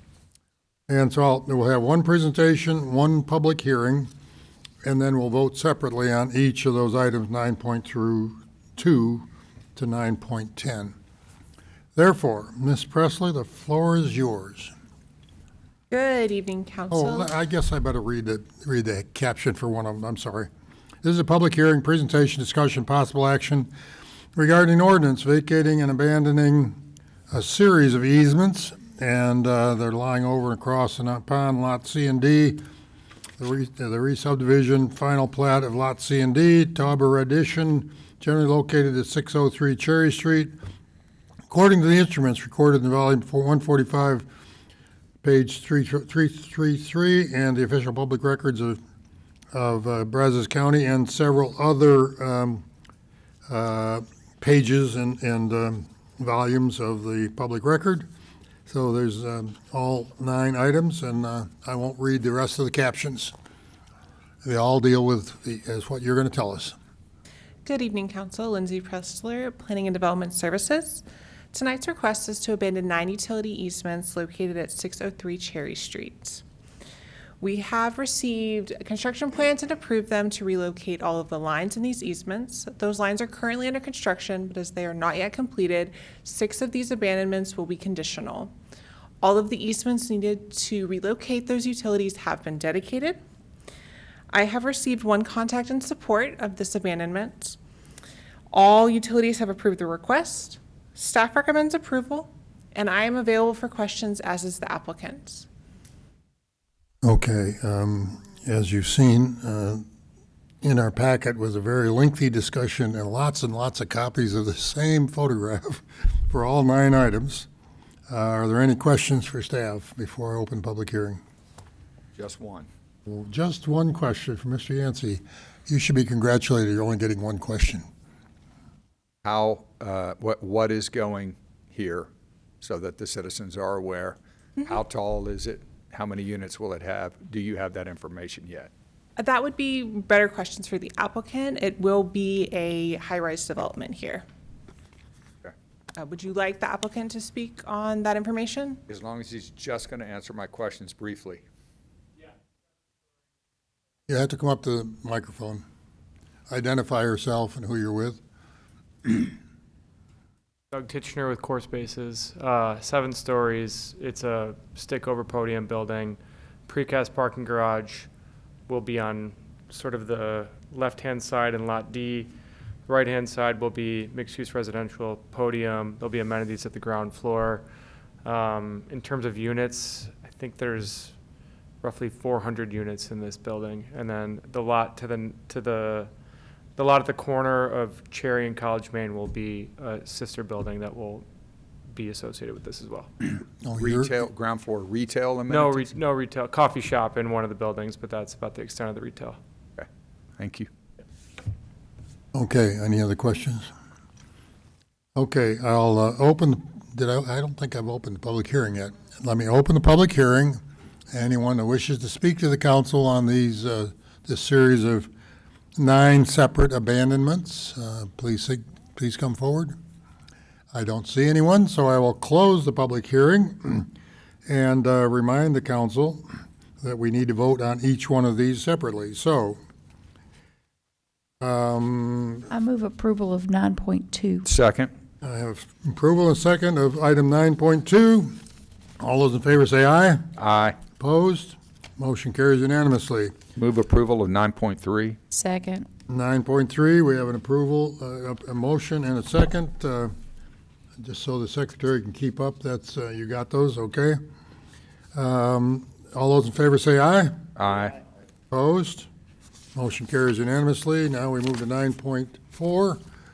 Move approval of 9.4. Motion by Ms. McElhaney, a second by Mr. White. This is also on Cherry Street, same area. All those in favor of the motion and signify by saying aye. Aye. Opposed? Motion carries unanimously. I move approval of 9.5. Second. 9.5, motion made by Ms. McElhaney, seconded by Mr. Yancey. All those in favor say aye. Aye. Opposed?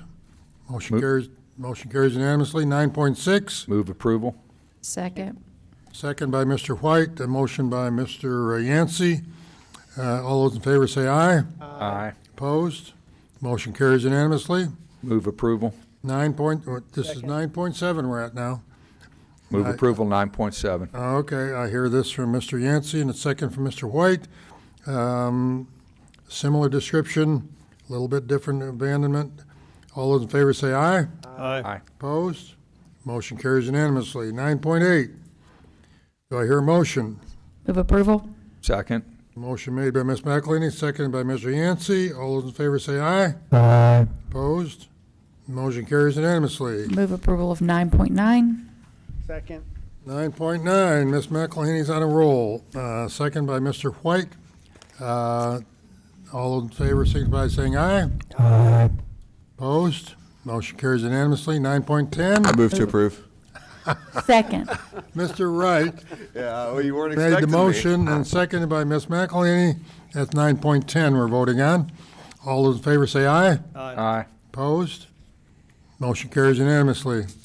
All right, that takes us all the way through your presentation. Thank you very much. Thank you. Now you can That go home. was incredibly efficient. Lindsay will present every item from now on. Ms. Hayden, you're up next. One last item, 9.11. How about you want to take a break, guys? Yeah, another break. I need another break. We'll really get. I'll let us know how it going here. goes. We're going to vote while you're gone, sorry. 9.11, 9.11 is public hearing, presentation, discussion, possible action regarding an ordinance adopting the standards of care for the city's Parks and Recreation Department's elementary age 5 to 13 recreational program in compliance with exemptions for child care licensing according to Texas Human Resources Code, Section 42.041, B14. Ms. Hayden. Good evening, Mayor and Council. We bring this item to you each year about this time before we kick off our summer camp operations. So this is a housekeeping item that comes before Council each year to be considered. What are standards of care? They are our guidelines for operations for our summer camp. So that is things like our camp ratios, our staff qualifications and trainings that we administer, facility health and safety standards, and then our mechanisms for monitoring those things. This is required for exemption from the Texas Human Resource Code as a municipality to operate without a child care license. We also have to, in addition to providing the ordinance to council for consideration each year, we also have to provide a public hearing, which this is, and then provide notice to our program participants that the operation is not a licensed child care. And so we do that on the website through our program guide and directly at program registration with participants. And with that, I will answer Are there questions. any words changed from last year? No. Okay, it's exact same wording as last year. Yes. Okay, thank you. Any other questions for staff? This is a public hearing, so let me open the floor. Open the public hearing. Anyone wishes to speak on this item, please come forward. I see no one stepping forward, so we'll close the public hearing and move to the will of council. I would move approval of this wonderful. Ms. McElhaney, surprise, surprise. Is that a second? A second by Mr. White. All those in favor, do you wish to speak to your motion? No, thank you. All right. All in favor, signify by saying aye. Aye. Opposed? The motion carries unanimously. Thank you. Thank you, Ms. Hayden. It's a routine, I know, every year, but it's a very important thing to do if we're going to run summer camps. Yeah. Thanks for taking care of the kids. Thank you. Okay. Item 10, items of community interest and council calendar. The council calendar is up in front of you. For those of you that are not specifically on the program, you're welcome to attend the ITGA annual conference. Barbara Moore and Taitlin will have the details of that, but I think on tomorrow evening there is an open house from 6 to 8, I think, at 12:07. You're welcome to come by that. It's just simply a social gathering, and then there's about 200, a little over 200 people registered. Scott, you went to the one at Kent State last year? I did, yes. And I think the year before Elizabeth went, and then the year before that I went to one. So Yep. it's an interesting program. The city manager and I will be doing a welcome on Wednesday morning. And then there's a Q&A on Friday, I think. I think you and I are doing one on Friday. The two of us, You yeah. and I, and I think Fred McClure is on with the city manager and I on Wednesday. Anyway, there's a whole bunch of breakout sessions. If you want to know more about it, contact Barbara if you haven't already seen it. Anything else anybody wishes to highlight there? No, sir. Community interest. Maybe I'll leave that till council reports and committees, boards, and commissions. Mr. Schaefer, you want to comment on the bicycle ride? Oh, the bicycle ride was fantastic. I don't know the exact number that we had show up, but it was a beautiful morning, and we had a nice ride. We got to see some new facilities, particularly Lincoln, which is now mostly open, not quite, but we had How a about nice those little ride. roundabouts The roundabouts were great on a bike. on a bike? The right size for bike. Yeah, so it worked out really well, Mayor.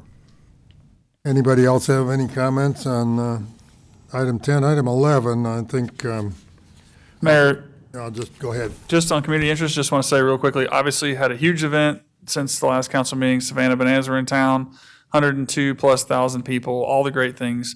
But I just want to take a quick second. Obviously, great work by tourism. Appreciate our partners at A&M, all that. But I just want to highlight the probably more than 200 people at City of College Station, police officers, firefighters, public works, traffic, I mean, you name it, IT, everybody that's involved in making those things happen. And if you haven't been to events of that size in other places and compared it to what it's like here, you'll know what I mean. Our people are the absolute best, and they don't always get noticed for these type of things. And a lot of times when we're all getting to experience them, they're working. And so just want to shout out for anybody who's listening to our folks who are really on the deck plate doing incredible work. And not only, financial incentives and the great opportunity to perform at a stadium and our private sector partners who did an awesome job hosting them, but the nuts and bolts and the gears of how it works when you come into College Station and make one of these big events happen is why we get these premier events. And that's our people. That's the people who are working at the city every day. So just want to shout out to them and say thanks for all they do. And I'm sure that the partnership with the university is in good form as well, because they've got to provide the venue, and we provide an awful lot of the work, but they're there as well. Very good. I will just comment that Mayor Pro Tem Wright and myself and Councilmember Yancey were all in Washington, D.C. last week with the Chamber of Commerce and its annual legislative event there. Heard an interesting presentation from both the U.S. Chamber of Commerce as well as the Texas A&M representation there in D.C. and Comcast as well. And then we spent a day visiting most of the Texas delegation offices in the small groups. And then the following day we visited. We stayed in one room and saw, 8 maybe different congressmen, senators, And each of them gave a short presentation, took questions, and so it was kind of an up-to-date thing, gave us a chance to actually drill down on some things we were interested in, and at the same time delivered our federal legislative action plan. Either of you wish to add anything more to it? Bob? Okay, good. A good tour, a little bit of a long bus ride from the Houston airport. Took a long way around because I think the bus driver thought that Highway 6 under construction meant the whole damn thing from Hempstead north. And so he took us across the north, almost to Huntsville. We got to see New Waverly. We got the back road tour across the Sam Houston Forest and over Lake, north end of Lake Conroe and through Richards, Texas, which is really an interesting little village. Anyway, that was a good time. Anybody else got items for on commissions, boards, or commissions or committees? Yes, sir. Very briefly, the Intergovernmental Committee of the Brazos Valley Council of Governments met today at noon at the BVCOG. Tom Johnson, President and CEO of the Greater Brazos Partnership, gave a very compelling presentation about the direction he and the board are taking in that organization.